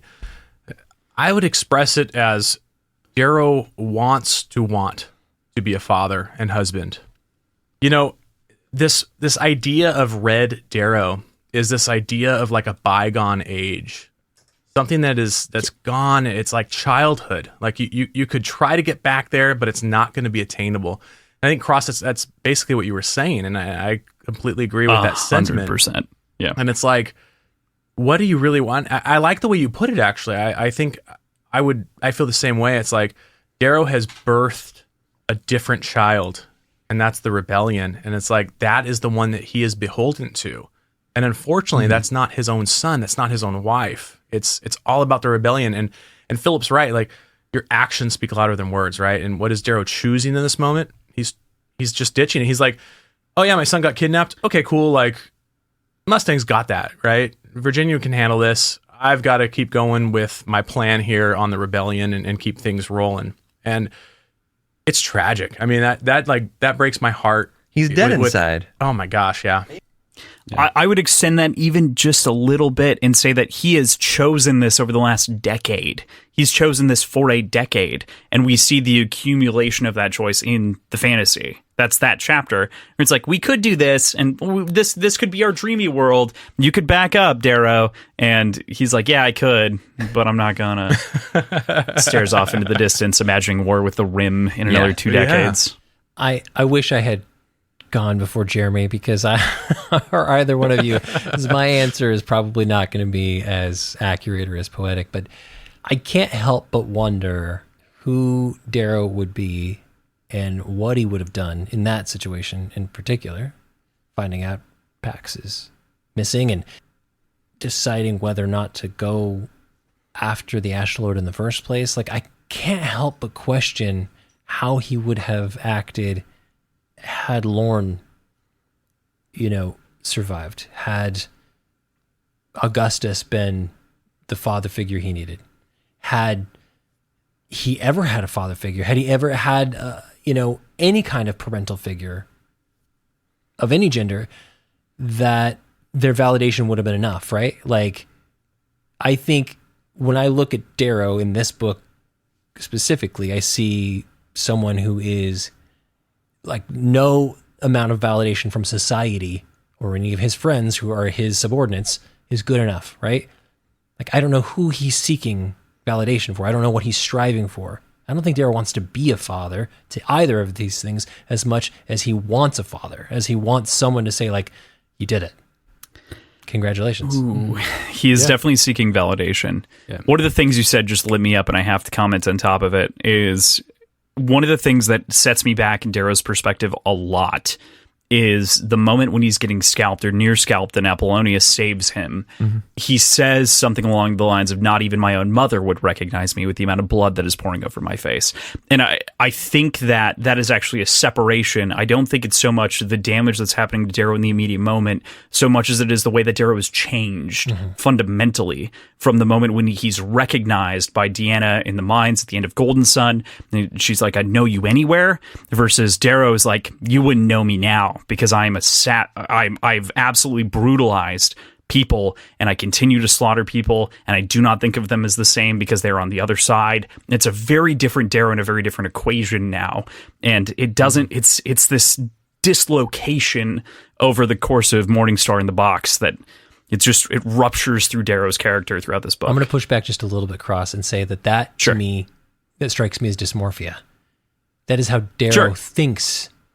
That is the truth that Darrow has convinced himself of, right? And you're absolutely right about that. But I suspect that all it would take is one heavy sob, one moment of weakness, of vulnerability. And I think anybody, Deanna, anyone, look, I think Darrow is still there. I don't think he's dead inside. Mm-hmm. I don't think he's gone. I think that he's convinced himself that he's too far gone. I think that is why he doesn't turn back. I think that's why he doesn't go back. It's not because, I've got another child I've got to care for. I think he's afraid of who he's become at this point. I think he's afraid of himself. I think he's so insecure through this entire, he is the broody POV we get for 3 books, and he is the broodiest POV in this book, and it is just like, despite what Ephraim tries, right? No, Ephraim is like a nihilist in some ways, right? That's not Darrow. Yeah, Darrow just wants so desperately to feel like he's good enough for the Rising, good enough for the Republic, good enough for his family, and I think he just doesn't believe any of that. And I think until he's convinced that he has done his part, he'll never stop because he's a Helldiver, right? That's what Helldivers do. And he's the Reaper. And sure, yeah. He thinks he's the Reaper. Yeah, so I guess that kind of opens up, all 4 of your answers. You didn't explicitly answer it, but just based on how you answered, you see him as a single entity, correct? Oh, no, I see him as 2 different people, which is what I was trying to describe with the Deanna moment. But I do understand the body dysmorphia comment, of course. I just think that there's a separation of character that happens, and then I think I need to check my thoughts real quick. I had to do the same. Yep. There is a separation of character, especially evident in this book, that is very real and very fundamental, and it feels like at the very end of the book he is rage consumed, and he's defining himself as the Reaper stepping into the next novel, and he's stepping out of the personality of being the father to his child, and he's stepping into the personality of being the father of the Rising into Dark Age. Could I say that maybe he's even more people than? So to answer the question, I think we all answered how we feel about Darrow's internal struggle, but I don't think I answered how I see Darrow and the Reaper. Right? I see the Reaper as this in name only, right? In visage, right? It's like a helm that he puts on, similar to Ares. Okay. And when you talk about rage, I think of that as being part of Ares, right? He's not summoning the rage of the Reaper. The Reaper doesn't have any rage. The Reaper just comes to collect. That's it. There's no rage in the Reaper. There's rage in Ares. Ares has that righteous indignation, right? And so he embodies a lot of things. He may call it the Reaper, but I think he's split in so many different ways. And I think his flawed perspective, I think, is demonstrative of how split his own perspective is of who he is, right? He calls himself the Reaper in that final chapter, right? But he doesn't even know what that means at that point, because he's embodying the Reaper so really many is other things. Ares at that point, but especially when Severo effectively steps back from Ares and inside of the chapter before that, where he's basically we don't need to be these titles anymore, and he's like, I don't need to be Ares. He's embodying all these different ideals or these emotions or these things. And so I don't see them as different characters.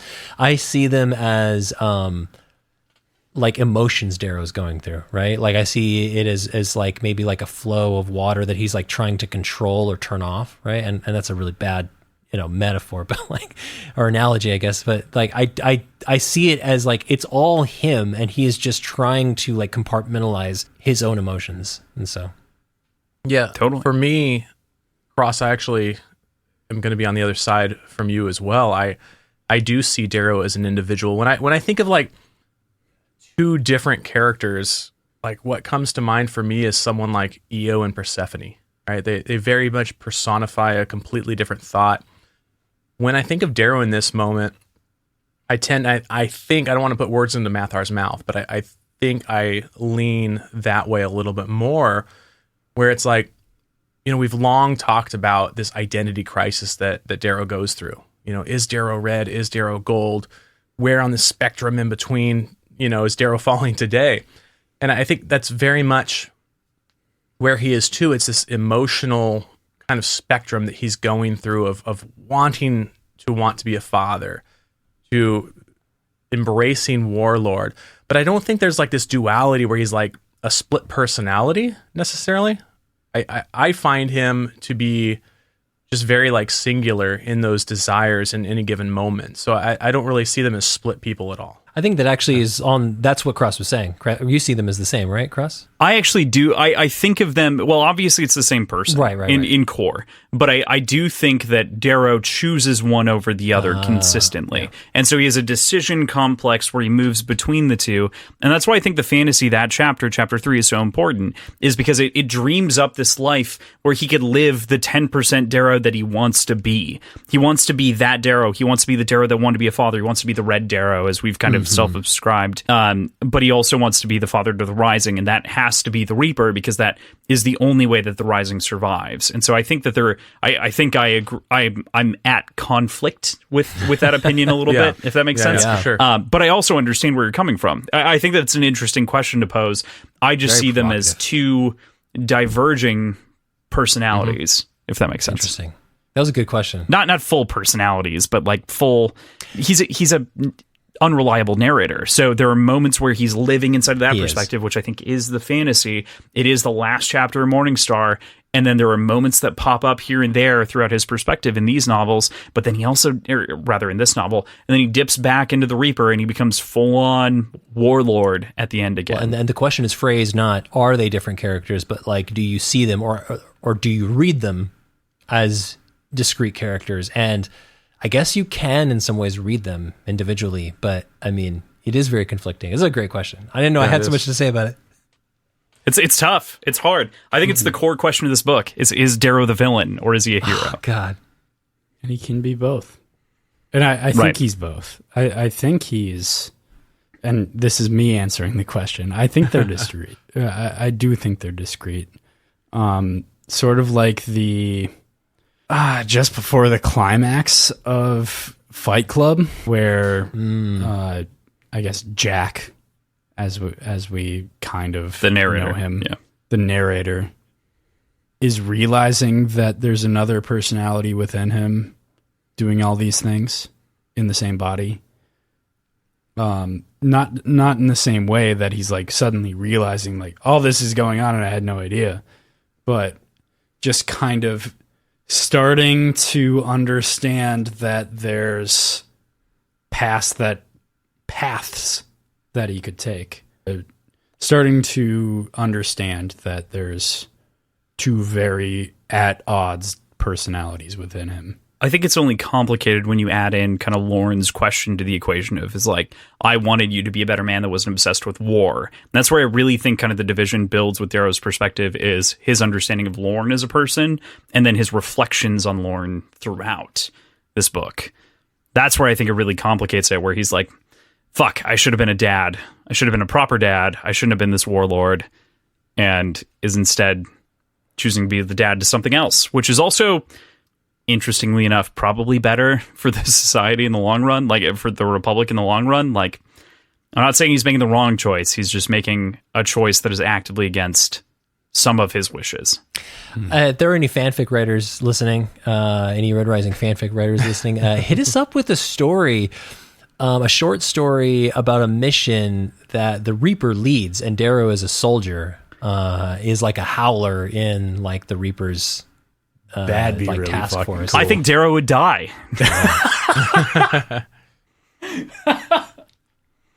I guess you'd have All to right. pull him out of the death hat. The I don't Reaper would know. live and Darrow would die. But There we go. it's reasonable. Philip, you look like you've just been pursing your lip this whole time, just ready to. No, I think I actually wanted to just take it all in. Honestly, again, I'm not trying to use this as a cop out, but I find the discussion was really interesting because my distance from the book currently, and then being able to hear this. I do want to say one quick thing. We can explore this if you guys want to, but I feel like possibly, I'm not sure where PJ lies. I feel like I kind of get where you're coming from in the books, but I feel like, again, and I mentioned this earlier, I'm probably the most emotionally invested in, and that's how I connect to things around me. I create an emotional investment and I decide if it's worth my time or my whatever it is. And Darrow is in my mind. Yeah, I'm deeply emotionally invested in him.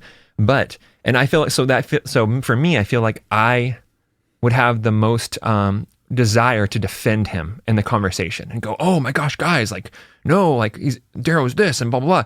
But you know what? He's a villain in this book. Like, tell me he's not. Like, yeah, like, I mean, Wolfgar, tell me he's not. Mm-hmm. Like The teeth against the blade will forever haunt me, and Yeah. that's the moment he changed. It's an accident. At what point am I supposed to believe that he's a hero in this book? And again, I love Darrow, but I'm also not invested in Darrow in the sense that I need him to be anything.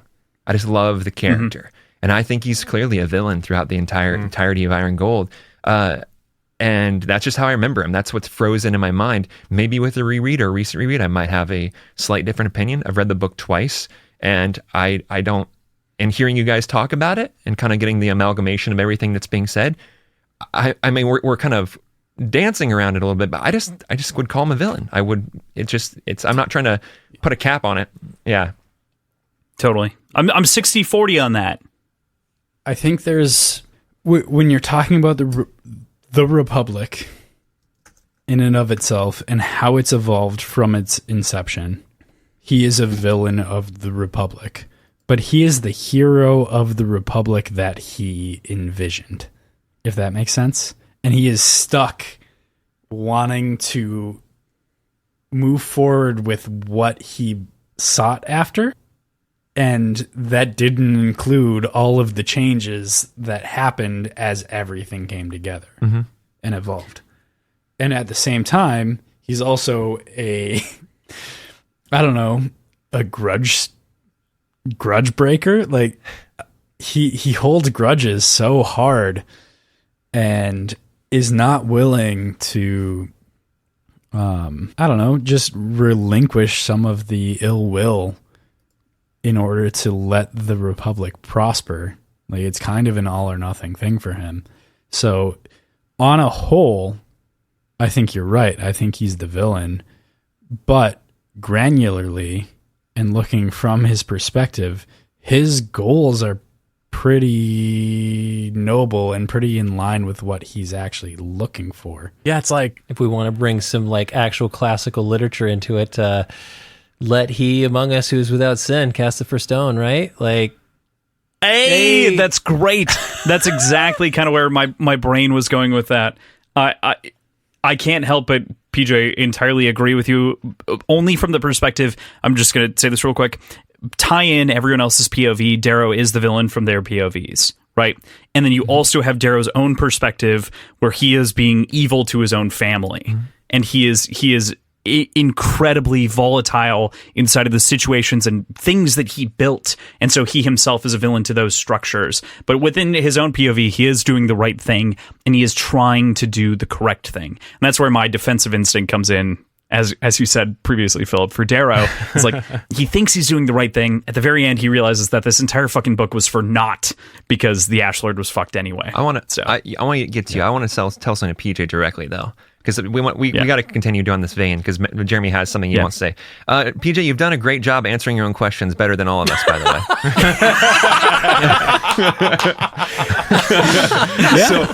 I suppose so. I'm just giving you a California to Minnesota pat on the back. There you go. So, there you go. Jeremy, go. I appreciate it. I can feel it from here. No, I just think like, it's interesting that we look at this perspective of is Darrow operating in a sense of duality, like what I think Cross is arguing, or a sense of modality, which is where my argument would come from. And it's just that revelation of like either Darrow is in a villain mode during this book, or like where Cross arrives, it's like a 60-40 split because of the duality of Darrow. I just find that interesting. I just wanted to point it out. And that's really where I think it arrives. He's trying to do the right thing, but ultimately he's also doing wrong things to achieve the right thing. He exists in this gray zone, and that's where I think the duality of the Darrow and Reaper exists. That's where this gets back to kind of the base question that we asked, is that sort of duality that exists along those very gray lines. So this is a good, I want to call out Mathar on this because Mathar had something really interesting to say on a phone call. The Docks of Ganymede. This is something we went in depth on with that Pierce podcast. Yeah. But Mathar had this really interesting observation that you just don't consider, especially in the first trilogy, and you start considering more in the second. But it's like, why is Darrow able to operate this way without any checks and balances for anything? Where is he getting his resources from? Yeah. Like, this guy is a warlord. And Mathar, you brought this up on a phone call. Again, we talk off podcast so much about Red Rising, the three of us.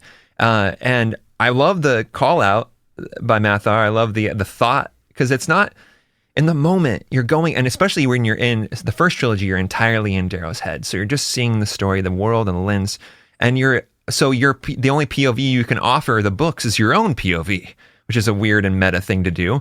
And that's what Mathar did. And it was like, how is this person getting on this ship, taking it over, watching one of his former best friends murder himself, and then be like, you know what we need to do? like we need to blow this whole infrastructure up. And then you know what? And then he continues this same line. And it's like this interesting thing about going back to Tongueless. Going back to Tongueless, it's like, I mean, isn't it weird that you could probably consider Tongueless probably the most trusted ally in these weird pockets in Iron Gold in some moments? Because at this point, I think it's tiresome that Darrow is allowed to act this way without these checks and balances, without getting the seal approval or the thumbs up from friends. I think that would be so tiresome to be Severo, to be, Alexander clearly is just chasing that approval, but otherwise, some of these other former long-standing Howlers. And I think that weirdly Tongueless kind of is like, oh, this is cool. I'm new to this, and why not? Let's just do this. Fuck yeah, thumbs up, I'm good. It is. This book went such a different way than I thought it would, because the first trilogy, I spent most of it saying, like, how is he doing all this? How is he getting all these resources? How is he able to fly across the solar system with like no one knowing like where he's going, or like not getting it, not having to even have a council meeting about like, oh, by the way, I'm gonna go, I'm gonna go totally drop bombs on somebody's like, whole deal. And then the start of Iron Gold, I'm like, finally a reckoning. And then he just leaves. It's just like, you're just like, Dancer poses the core question right off the bat. Dancer says, like, you by all means have a right to do these things, but also you don't get to unanimously decide them. And he like actually brings a reckoning in a lot of ways. I don't agree with the Vox Populi. I don't think that they're right, but I think that Dancer was correct in his. This is actually chapter 3 into chapter 5, I in think, the garden or 6. with Deanna. Right. It did start with Deanna in the garden and everything else when they're kind of chatting about it. But he shouldn't have universal approval, and yet he believes he should, because ever since the box, everything has been going like he has had universal approval. He has been sort of this I think that's when the division really happens between Darrow and otherwise is the box, and I think it's when Darrow completely splits and he has these dueling forces within him. You don't necessarily want to call them personalities, but dueling forces between Darrow and the Reaper, and that's why he can turn it off when he wants to go bomb the Docks Ganymede, because he's thinking about the future. He's thinking like the Reaper. He's not thinking like Darrow, who's compassionate to the low colors and otherwise. He's thinking about stature. He's thinking about civilization. He's thinking about survival. And I just think that's interesting because I think that this book is the reckoning, and the book is like, you can do this for 10 years, but here's the result. And you're going to become a villain. Like, and it's that Batman quote too. Can anyone say that? I always mess it up. It's like you either die a hero or live long enough to see yourself become the villain. Nailed it. That is Good work. it. Good work. Yeah. I always mess that up, but I love Harvey Dent. So I actually have a shirt that says I believe in Harvey Dent. But anyway, that's essentially Darrow to me in this book, and he becomes that villain. And again, I'm still deeply emotionally invested in him, but still a villain. I do want to get to some of these other questions. They're really, really good. Yeah. Victra shows up in this book as a much more independent and vicious character in a different way than usual. Do you think this is due to motherhood, or has she always been this as far as her personality goes, but we haven't truly gotten to see it before? Yeah, so I'll lead this one off. I don't think that Victra is any different between any of the books. I think that this is one of the things that we see manifest itself in the difference between POVs being just from Darrow's perspective and multiple POVs. In the first trilogy, Darrow has this mindset and portrays Victra as just this kind of agreeable, very loyal character within his army. And once you are able to actually view Victra from the standpoint of Ephraim or the standpoint of Lyria, suddenly you realize exactly how aggressive and what a tiger that she really is, and how protective she is of her children and stuff. So it's like, I don't think motherhood brought that on. I think it's a perspective issue. That's my opinion. Yeah, okay. I get this too. I have this quote. I thought about this question because it was a good question, because it made me think about my second favorite character in the entire series. And should I hold this regard? Should I be like, I don't know. It made me question it, PJ, and I like that. I like that I had to think about Victra. And so I was like searching around in the books, and I thought, oh man, I was pulled to the quote in Golden Sun, and it's one of the first scene that one of the first scenes you really get a lot of interaction with her. So it's like it's in chapter 6 of Golden Sun, I believe, if I'm off the top of my head. She says, I am the gens Julii. My family trades in commerce enough to buy continents. Who can afford to purchase my honor? If one day I become your enemy, I will tell you, and I will tell you why. It's like she tells you right who she is right from the get-go. Like, she is like straight up baller.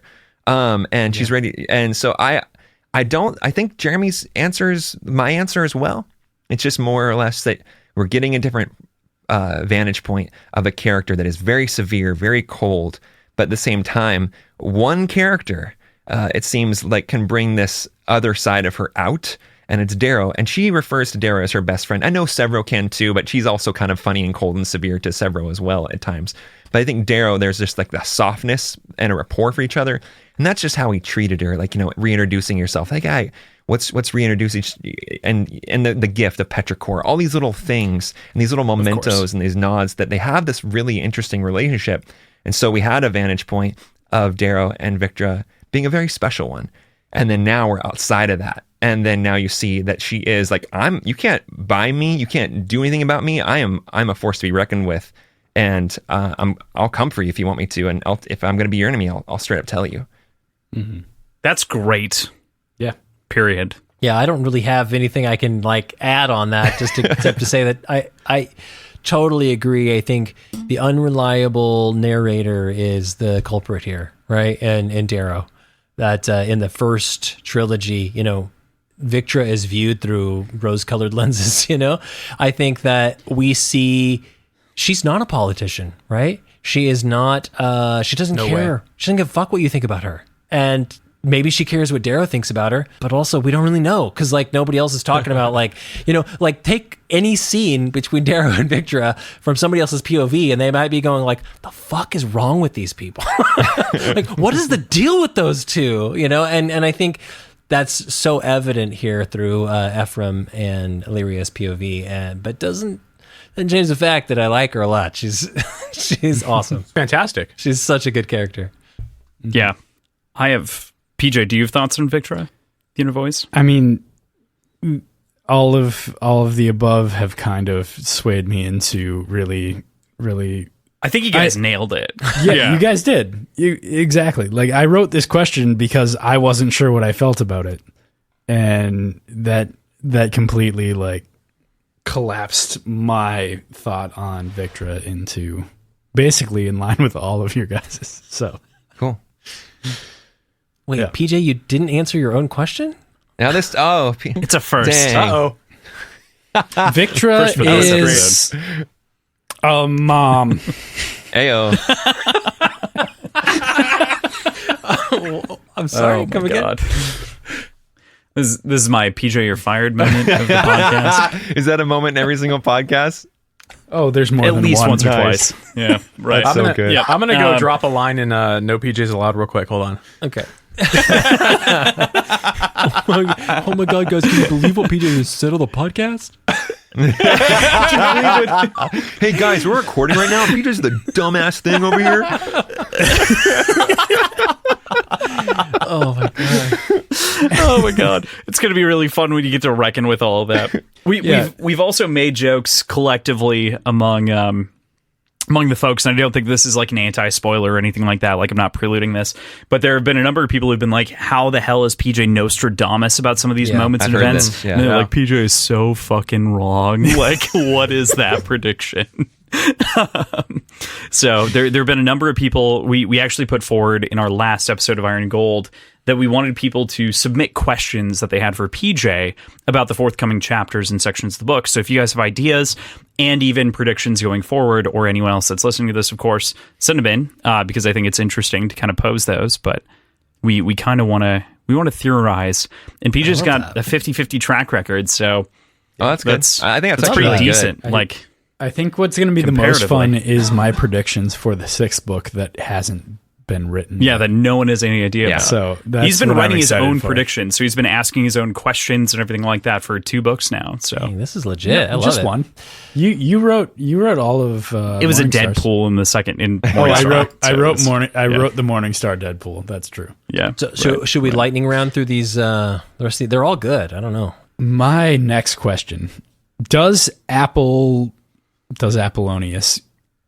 do enough during this book to deserve his release? Okay, Mathar, you're first up on this. I'm starting to defer my first go. I'm actually really interested in your answer. That's why. I need to clarify. So you're saying that, like, in the eyes of the character, should they say like, "Yeah, that was worth it," or as a reader? I guess either. I guess it's open enough, but Darrow makes the call that he has done enough in this mission to deserve his freedom, I guess.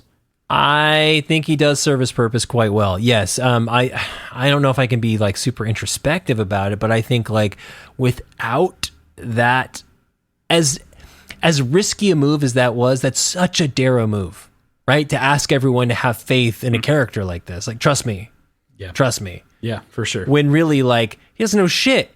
It's obvious by the end of the book, Darrow has no fucking Also clue. didn't need him. Right. But what I'm saying is, like, did he need him? Because would everybody have thought, like, oh, we're doing this without that, like, did Darrow actually know, like, you know what, we don't really need Apple, but, like, everybody thinks he's the linchpin to this move that we're making, this gambit. Like, is there an argument to be made? And I'm just postulating. I'm not saying I had this theory before I came on the show, but I'm just thinking out loud. Like, is it possible that, like, had they not had... Also, does he not say... I mean, would they have all died on the platform had Apollonius and his men not landed, right? So, like, there's plenty to be said about, like, okay, for the larger picture, none of it mattered, right? Like, the bigger picture of this book, the fact that the Ash Lord is lying there wasting away, like, and Atalante is actually at the helm of his forces, none of it mattered. But in the context of getting there to the Ash Lord's sanctum, the inner sanctum, had not Apple been a part of that equation, regardless of what he did on the battlefield, there may have not been enough faith in the win. They may have died before they even reached it. It's possible. I don't know. So...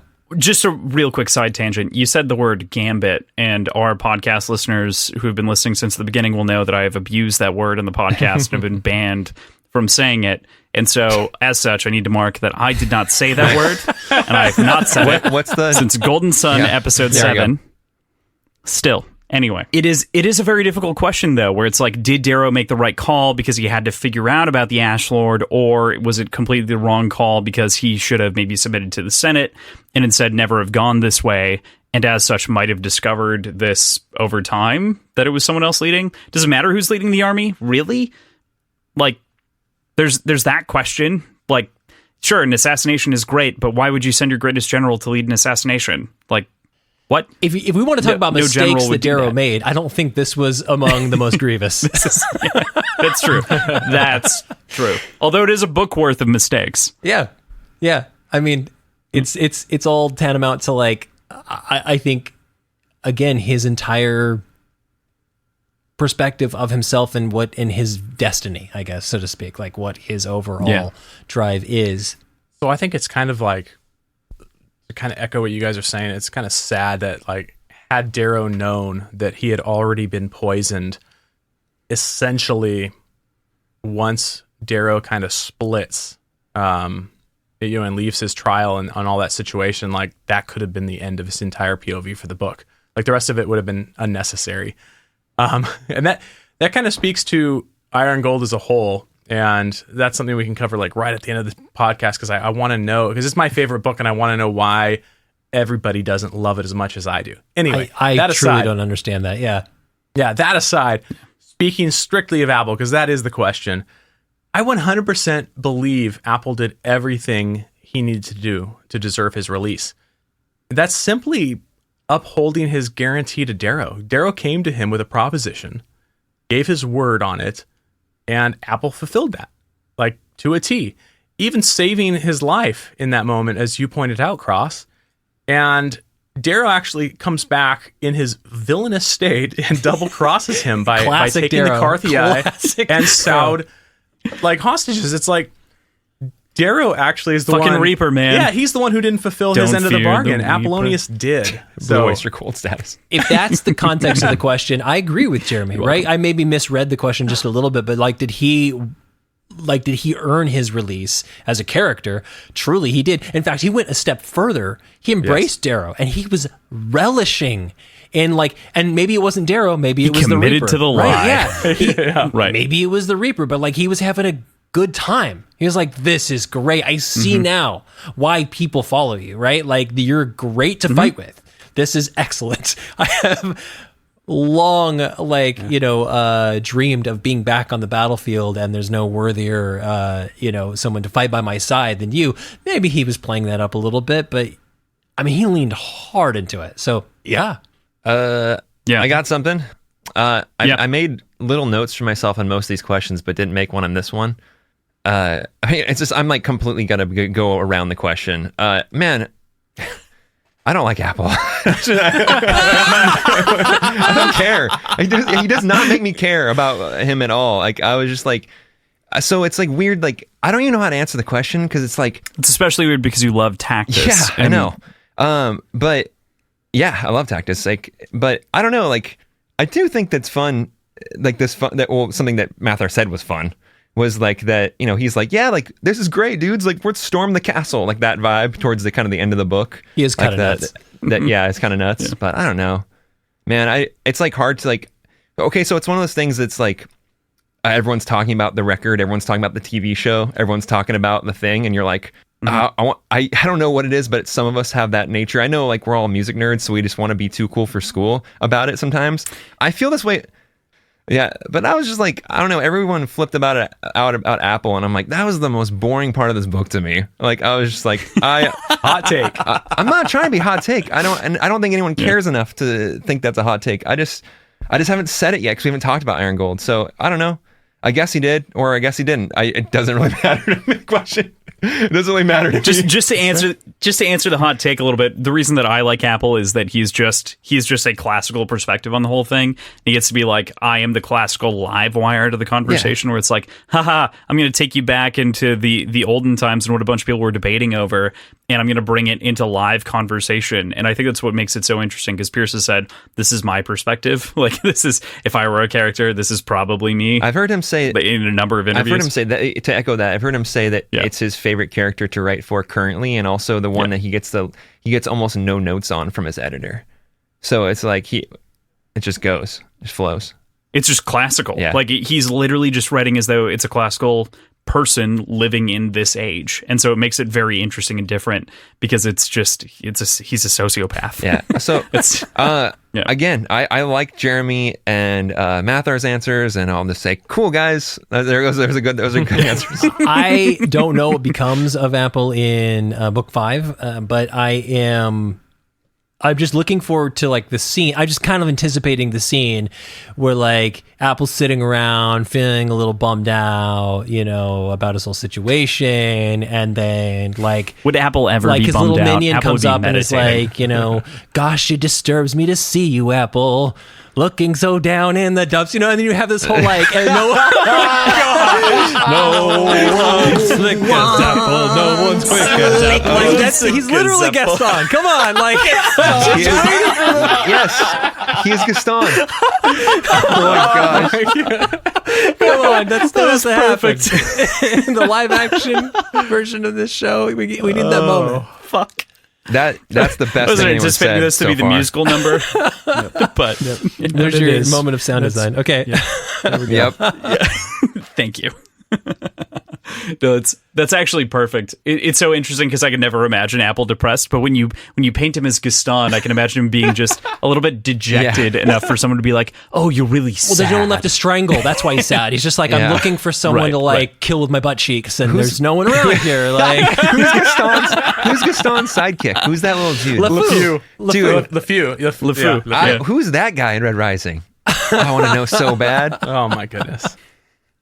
this is great. I'm having a great time. I gotta figure that out. I don't know. I guess Tharsis. I guess that's the only. Or the Tharsis is the warden. only answer. Warden. Oh, There it God, is. It is the The warden. warden is kind of that. Poor warden. That's what was happening before we got there. All right. No one. Oh my gosh. I'll always, every time I read anything with Apple, I'm gonna like overture, go, and just cue the music. You waltzing through every Oh my scene. gosh, that's For so all the good. Apple stands out there, there you go. There you go. Yeah. Add one more thing to the headcanon. All right. I feel like we're all laughing about this extraneously.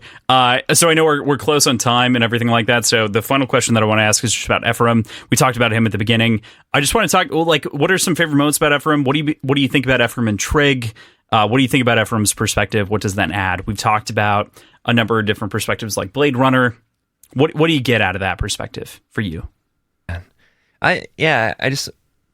I'm formulating. Sorry, I forgot that I go first, and I was deferring, and then all of a sudden I started talking. Like, oh crap, I didn't defer.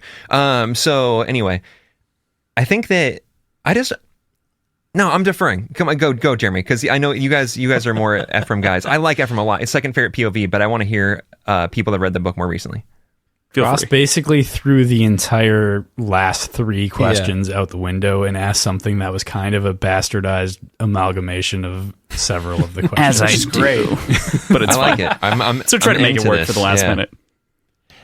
Okay, this is a beautiful question. So I think his inability to let go of Trig is probably the thing that endears me most to him. The minute he forgets, the minute that Trig doesn't matter to him, like, and I mean, not in the way where you like throw a bottle at the wall and say like, fuck Trig, what did he know, right? Like, he was a young fool who went to, fight for the Rising, and what did it get him? You know what I mean? It's anger and grief that he has not processed.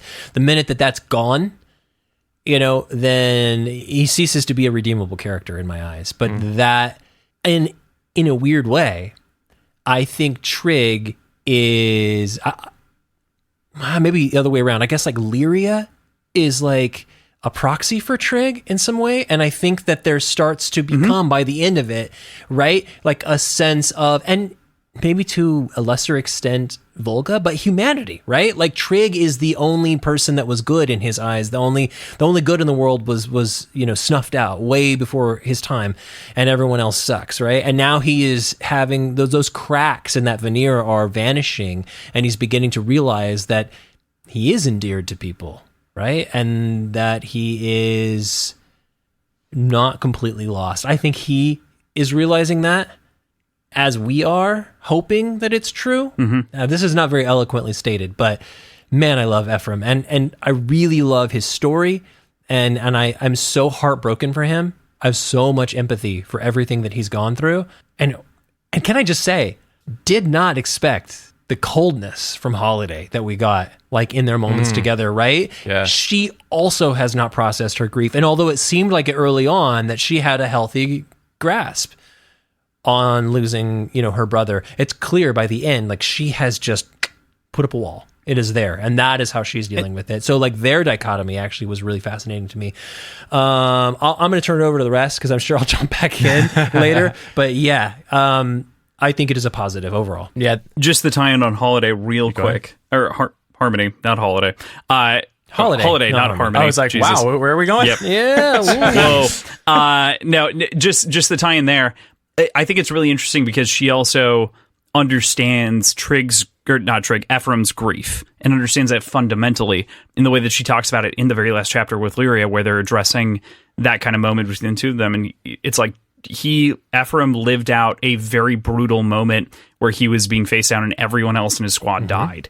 And it's this very real, like, dude's lived through intense grief and death would be better for him than living from his own perspective. And that's a brutal realization from a second party to talk about someone else that way. Oh my God. It's what tough. though? His narcissism is like so strong that he can't even do it, right? Like, otherwise...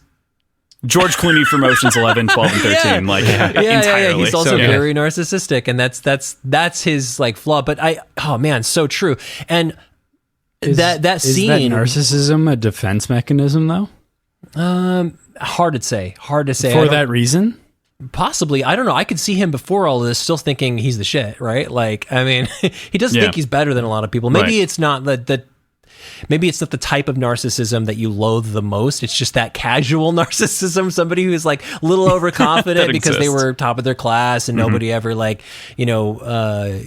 called them out, whatever. But man, just saying that like Lyria and Holiday together were such an interesting dichotomy in the fact that like Lyria doesn't even know if Trig is real, right? Doesn't know if the myth, if that's part of the mythos that like Philippe cast or if that is legitimate, And that was the part she endeared herself the most to. His grief is how she identified with him. Like, oh, he's been through what I've been through.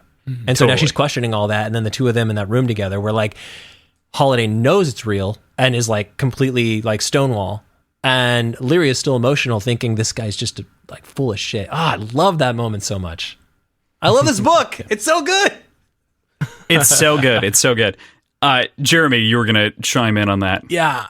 I'm so glad Mathar went first because we track so hard on this book and especially Ephraim's POV. And I think Mathar nailed it. I don't think it needs to be gone into much further from that perspective, but I'll just kind of give this kind of philosophical view I see of Trig. And that's just that like Trig to Ephraim is like this necessity, right? Because, had he given him up and quote unquote like gotten over his husband's loss or his fiance's loss, that resentment for the rising that's necessary for the story would not have existed. And the fact that he hasn't gotten over it and the tragedy of that actually grounds his humanity, because this is a suicidal man. This is a man that's given up on everything. And Trig is that humanity. And the only thing that actually makes him a good actor in his dealings with the children and kind of going forward in the story. So for that, I think that kind of push and pull of the Trig story is just absolutely essentialism from like a philosophical standpoint. Fantastic. Ooh. Love it. So building off that a little bit, at the same time, if Trig wasn't the one to kidnap the kids, somebody else would have. And without that person being so closely tied to one of the lieutenants of Darrow, I don't think they would have found either of the kids so quickly. So it's so intertwined that Ephraim is the one that does this heist and is so involved on both sides of this equation that makes it kind of possible to at least partially thwart the the attempt to kidnap the kids, that just makes the problem so much deeper. I feel like, at least. Well said. Without a doubt. Philip? I'm good. I like these answers. I don't want to ruin them. Cool. All right. Final comments on the book itself and things like that. We've talked about the fact that this is actually generally speaking, this is considered one of the bottom 2 books in the entire travesty. 5-book series, which I think is a travesty. It's an absolute, it's ridiculous. So final thoughts on the book and why you rank it so highly, or where you rank it and why. It's my 4th favorite book currently, but I can't say that. You see, you're one of those. But I do want to say this. I want to say this because we've been doing Hail Reaper for under a year. And so we've spent all of our time in the first trilogy.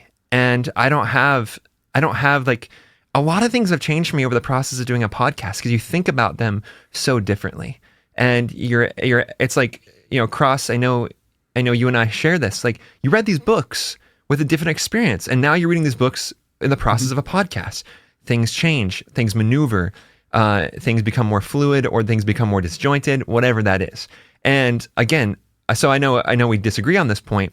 Tactus, I didn't think anything about Tactus in my first couple reads. I thought more about Darrow in that moment. But the more I've thought about it, I've added Tactus to this pantheon of characters that I love and care about. And I know you're sentimental. It's so bizarre because I'm the opposite. I loved Tactus in the first read, and I disliked him intensely on the reread. But you're sentimental for Roke, and I'm not, right? Yeah, Yep. And it's like not more than fine. It's awesome that we have like a difference in opinion on these things, and we can add our collective voices to the Red Rising universe and fandom and go, I love this person, or I love that person. I love Trig, or I love Holiday, I love whoever.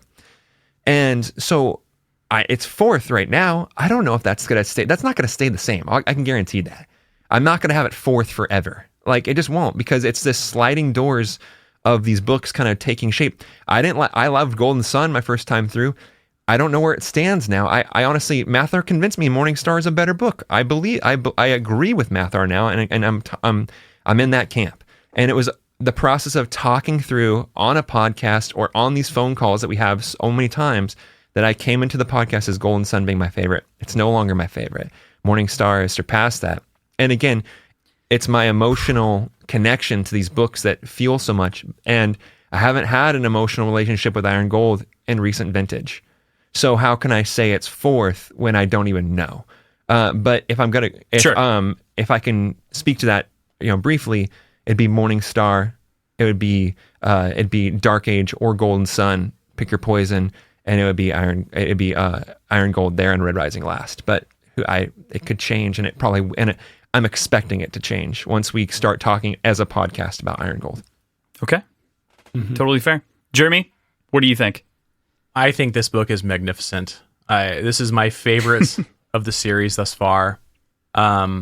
It's interesting. On my first read, it was also my favorite, but I would have answered differently. I would have said, much like my argument for A New Hope being my favorite Star Wars film, where I don't necessarily think it's the best, yet it's my favorite.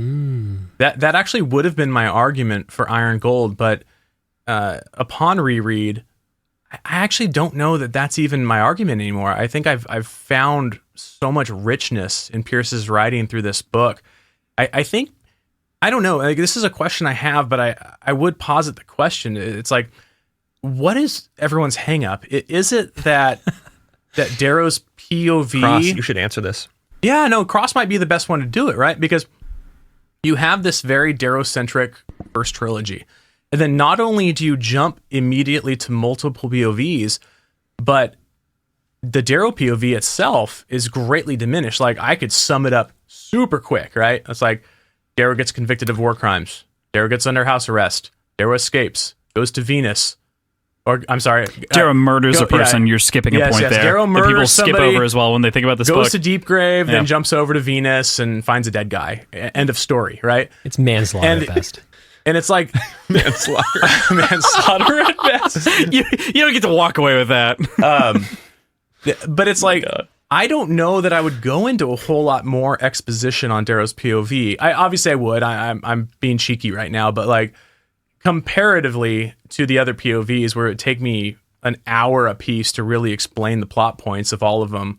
I don't think you get that with Darrow. And I wonder if it's just that like love loss between the two books that just is a sharp edge and just hits people too hard. Maybe that's the thing. I don't know. I'm totally with you on that. I think that's why this book is actually generally put right there with the original Red Rising book, which I think is a very good book. But this book is generally rated just above that. It's typically, as Philip even said, it's the second best book, or the second worst book in the series, which is to say that's the fourth best book. But also, it's a grade A, though, by the way. For me, they're all A's. Right, yeah. right. That's an important clarification. So I do have a question. What's lower than it? Just Red Rising, just the original Red Rising. It's right? his consensus. This isn't like, it's just the idea. Yeah. It's the consensus according to the Red These Rising. aren't opinions; these are facts. No, it's a it's a consensus according to the internet. True, though. It's an internet consensus that we'll take that for what it's worth. The original book is generally considered to be the worst book, but it's still like a B. Man, it's like of the 4, it's number 2 for me. Red Rising Hey. or Golden Sun. I'm not You're here to yuck kidding. No, anybody's Golden yum. Sun's 1. Oh, okay. You're talking about the worst book. We're talking about the worst book. Oh, I thought you said. Most people say I'm saying Red Rising is number 2, like second best. is the second best. Yeah, it's your second This is an favorite okay book. take. Just do. You know what? We're PJ? gonna. I'm Lean into confusing this, myself dude. at this point. Lean into this. Yeah, I it's like your it. it's your thing, dude. How do you, PJ? How do you rank the books? Let's start there, and then we'll backpedal. All right, Golden Sun, Okay, Red Rising, Morning Star, really. Iron Gold. Iron Gold is your least favorite? Of the 4, yeah, I think so. And this makes PJ perfectly equipped to answer my question. I want to throw a thought in there later, but we need to get through these things first. Like the question that Jeremy has. Jeremy, the question again is, why do people rank this book so low? Yeah. And PJ needs to answer the question of, why does this book not rank as highly?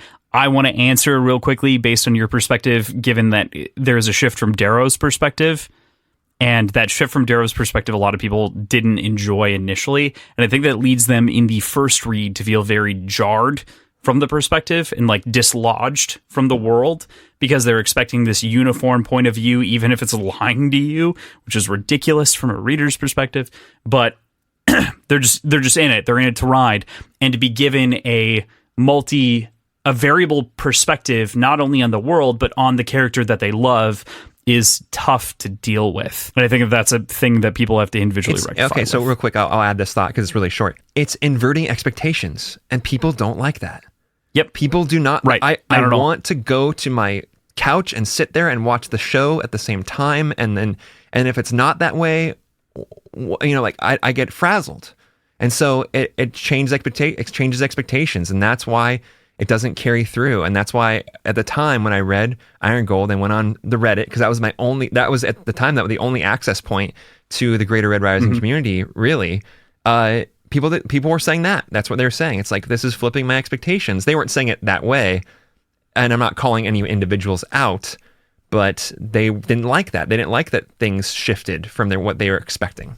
It's so interesting, because I think those are the same people that believe that Walter White was the hero in Breaking Bad.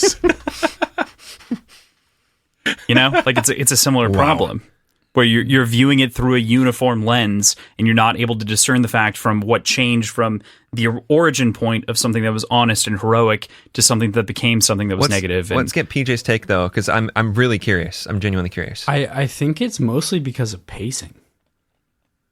Interesting. Because everything just the pace at which you consume the story is so much, not necessarily slower or faster, but different and less linear, and it makes understanding the actual plot lines a lot more muddy. And that's coming from somebody who's spending a week at a time analyzing 5 chapters at a time, and I'm rereading them a couple times, 3 That's times kind of on average. So then I'm like looking at it like, all right, what happened this week to next week? And sometimes almost nothing happens between, like, over the course of a full episode, almost nothing happens to a single character. So, like, I understand, like, this is just the way that I consume this book is completely different than what most people do. And this entire series in general, like, I feel like it's kind of a unique way that I'm consuming this, and it's not necessarily well adjusted or well suited for this book. You know, what's bizarre is that I came out with your same opinion that it was my least favorite book in the series the first time that I read it, and then subsequent rereads it became better and better and better, which is what's very interesting but similar, because first reread I was like, this isn't as good as Morningstar, and then it was like, oh yeah, this is because of the reasons that Jeremy already cited for the most part. I just hadn't come to realize it. Let's go, Matthew. I want to hear yours too. Yeah, just to add on the end of PJ's comments, I think I'd be curious to find out, but I wouldn't be surprised if there are a lot more people than you think that experienced the book the way that you did, because if you think about how busy people's lives are and how many books we try to read at once. I mean, a lot of people who do read are always like interested in, I want to read that, I want to read that, I want to read that, and there's a lot going on. I myself am splitting my time between like a huge stack of Marvel comics and getting ready for everything that's coming out, and this. And so it's like, it is disjointed sometimes, and I think the way that the book is written, right, it lends itself better to like a sit down and read this through, right, and really digest the story. Yeah. And so there's probably a lot of people that maybe had a similar opinion given the nature of the way it's put together. So that wouldn't surprise me. I just loved this book so much. I couldn't stop talking about it every time I'd get to like a new major plot point in the story, texting Philip and Jeremy. And I found it... Text me, Dan. I will. I will. Give us You'll your regret number. it. Just to cut in a little bit here to kind of iron things out a little bit. Somebody said that it's still an A. Like that's true for me as well. I can't remember who said that, but like this is still A grade material for me. It's just if I have to rank it, that's where it goes. Yeah. In the context of the story itself, like I find all these books, I don't know if I would rank Red Rising as an A, but I think a strong B. For me, it's Iron Gold, Morningstar, Golden Sun, Red Rising. And I think once I finish Dark Age, that might change, right? Like I think Dark Age might take the crown. We'll see. I don't know, but they just keep getting better is kind of like the idea, because when I read Morningstar, I was like, oh, I love this. Like I struggled with Red Rising. I leaned into Golden Sun and was like, okay, cool. Yeah. I'm like really getting this world. It's interesting. And I'd ask Philip questions about like Hyperion and Lost City. I started formulating ideas about what's really going on, right? Like in the nitty gritty, how come do we get to see that? Like, I'm just so curious about what's happening. Like, in the capital on Luna, like I'm so curious about what's happening in these rim territories. Like, do we see anywhere else? Like, and then Morningstar is just a beautiful, beautiful piece of literature that leads us into Iron Gold, which it was the answer to everything I wanted out of this series, right? It was such a breath of fresh air. The departure, no love lost between me and Darrow.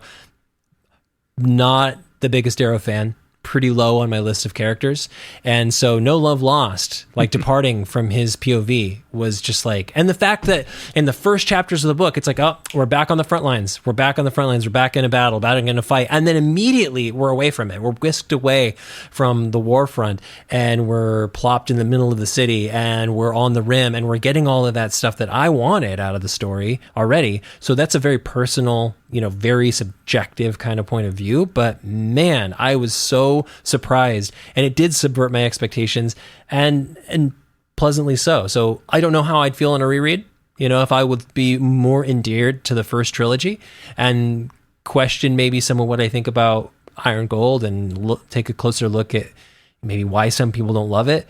But I had such a fucking blast on this read. I could not put it down. I'll speak to, I just want to speak to this a little bit for like, just a difference. It's not everyone, I love everyone's opinions and I respect the hell out of them, honestly. I don't, what's that? Except for if you're like, I said, do you? When you set it up like that, that means no, you don't. I was about to give the caveat. Just kidding. If you're a Big Apple fan, just get out. Just get out. No, so No, I mean, so that was kind of the joke that I was setting up there.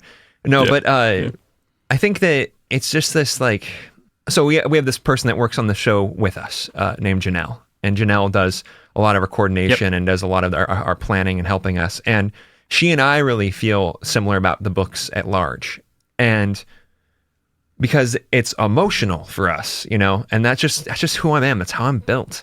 And Iron Gold, I said this earlier, is like the characters of Ephraim and Lysander specifically. You're spending half your time with these characters. They're dispassionate at times. They're clinical at times. They're not letting the reader in at times. They're hiding from you. It feels like they're trying to dig underground and get away from the reader almost in a way. And so where you have a character like Darrow, flaws and all, because I do agree with Mathar at times and Jeremy as well. Jeremy has this like really cool way of kind of like turning off that, just kind of viewing it very don't forgive me that my words, just very analytically, dispassionately. It's just like it is. Just this is what's on the page, and here we go.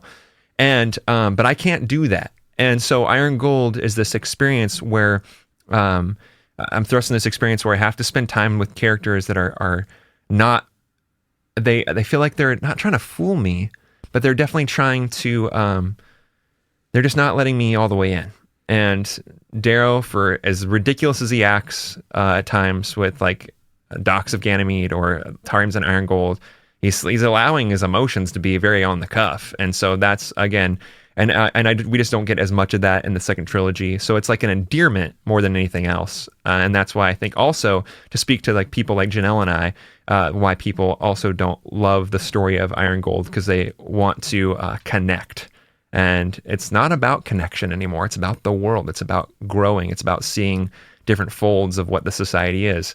So it presents something different, but equally as cool, just different. I love that. And I think that's actually like a really good point to almost end the podcast on, but it's unfair to not give Jeremy his time to talk about why he loves Iron Gold. Yeah, let's do it. Did we already do that? I don't think we quite hit it. We didn't let you give a full explanation. I think the last couple hours have been all about why I love Iron Gold. Well, Nice. But like why you rank it over the other books. Yeah. It's up to you. No, I can hit that for a second. I think that it's on two fronts, right? I talked about my initial read having this perception that it's my favorite. And that's, like we talked about, that's gaining that black market, the syndicate, the gritty underworld of Lost City, all of these amazing elements. And not just to paint that picture, right? I love the Rim. I actually highly appreciate Lysander's POV, and it is why I'm not on like that Lysander hater wagon. Which exists. Exists. PJ's unaware of this. this. Strong, by the way. It's absurd. And it's like you see this exemplification of what Gold Society was supposed to be, and even though I disagree with that, I still respect the hell out of what they've built out there on the Outer Rim, and I like it as a spectacle. And then you kind of depart from just that, like I said, I kind of comped it to Star Wars, right? So it's like, apart from just that world that Pierce has given me, because I'm huge into world building. I freaking love world building. Yeah. But even when you divorce yourself from that, you see Pierce take this giant leap forward in his ability to write. Suddenly you notice, like, man, he can handle multiple POVs and with great precision.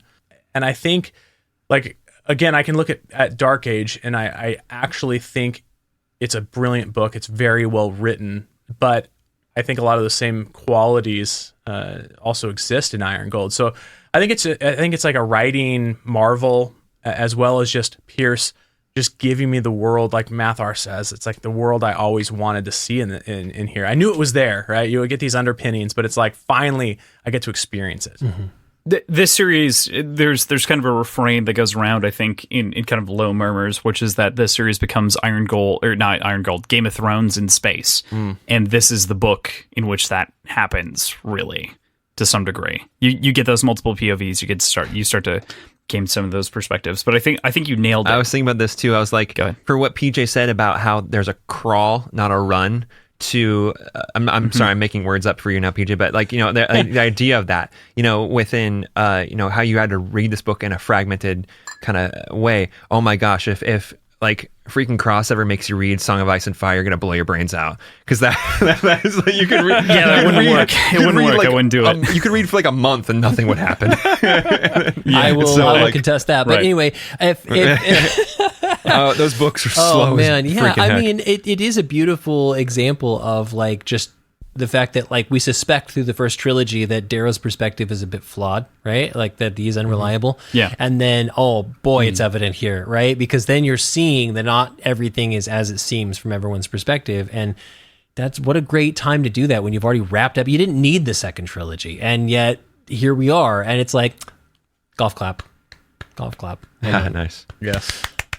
Without a doubt. Exactly. Any other thoughts? Any final concluding thoughts Yes, before we I wrap have this one. up? Folks? You have a question on here Yeah. that we didn't get to, but I would like to lightning round it, and it is: if you could see any other story like Ephraim's in the universe, what would you choose? Hot Duke of Han, like the coming up of the Duke of Hands.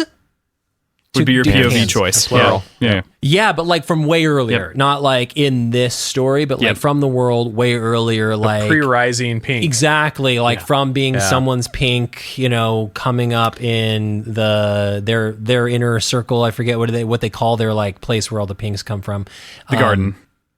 The garden, right? Yeah, Coming the from the garden to rising up and becoming, a high-ranking member of a criminal syndicate is like, that'd be such a dope story. That's a great call. Philip, thoughts? Jeremy?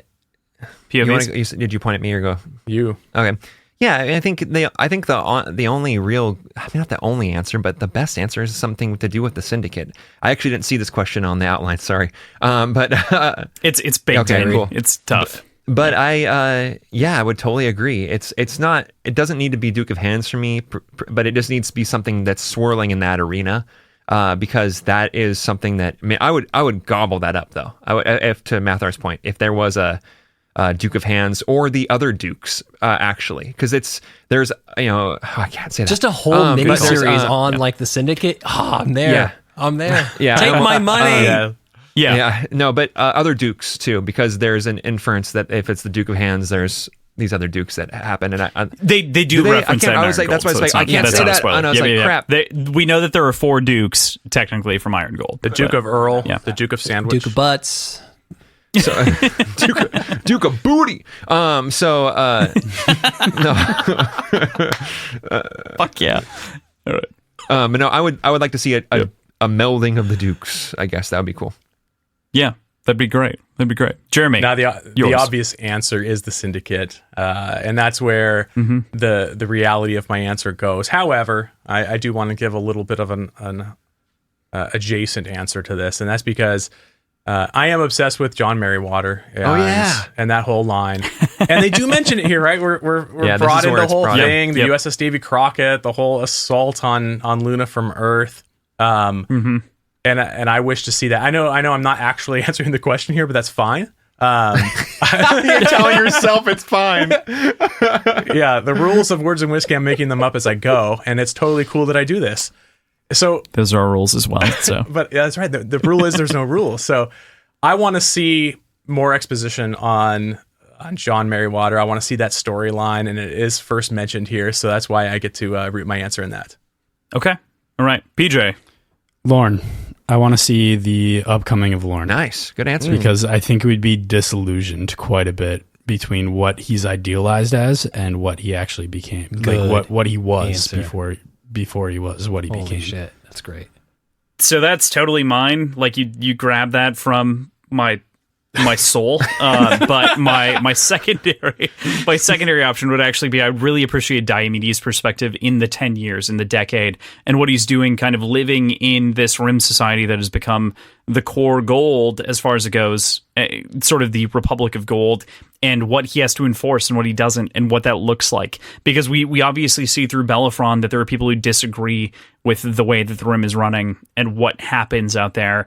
And I think that would paint the gold culture in a very real way. And it would actually give a substantial measure as to whether or not the Rim golds are better than the core golds, or if they're just a century or two delayed from their corruption. Dang. Nice. So, Perfect. that's it. With that, next week, we are going to be reading Dark Age. We're taking off from the prologue section into through chapter 5. So it's until page 40. PJ gets to read like 53 words or 53 pages or something like that. So good luck. Finally. You're almost there, dude. This is exciting. I want to have a party for PJ when you finish like the what's available to us. Or are you guys going to go back and do? I think I looked at your calendar on your website. You're going back to do the graphic novels too. We are. We're going to do the graphic novels post Dark Age, and then we're going to do kind of a celebration of the end of the series that we haven't talked about yet, which we want to pull in some other people to do, but we would absolutely love to have you back, etc. So yeah, that's kind of the game plan. Celebration at the end. It's not the end yet, but to kind of talk about the whole thing, because you guys had to all have like a muzzle on your mouth outside of Mather, who did not have to have a muzzle. So A little bit. I mean, kind of like it. Yeah, like 60 page. So that's where we're going to leave you for the week. Yeah. Thank you, of course, to Tim and Andrew for helping us keep our show's lights on. Also, check out the links to our links. Check out all of our links in our show notes. You can find our schedule, Patreon, previous episodes, our websites, our socials, all in one convenient spot. We also want to take a second today to thank our new patrons. We have a few of them to note. Crossland. Yeah, we've got new bartender Ivana leveling up from a bar back, taking it up to the next notch, so she gets the access to all the other podcast content, including the Devil's Cut, of which I'm sure there's going to be one for this episode. Wow. So we talked about so much stuff. There's no way that doesn't happen. And then we also have 2 new mixologists getting to hang out with us in the live podcasts from Snowbean and Artificer. So thank you guys so much for all of that support. And we also created a new links page so that you can actually see all of our links conveniently on one page. It's wordsandwhiskey.show /links. I think that's it. Yeah, something like that. Links. It's inside of the show notes. You can't miss it. It's the only link now. So it's all of them in true. one. It's just one link. It's everything, and it's a link tree that we built ourselves. Yep. And thank you, of course, to all 3 of our guests. This was so much fun. Gosh. This was such a blast. This is the best. Thank you. Thanks. This is Pleasure fun. is I appreciate you guys ours. having us on. Hail Reaper, guys. Woo. I love this Awesome. book. All right. Put that at the top. Put that at the very top before any hear anything. You just go, I love this book. Just like that, and then I love this book.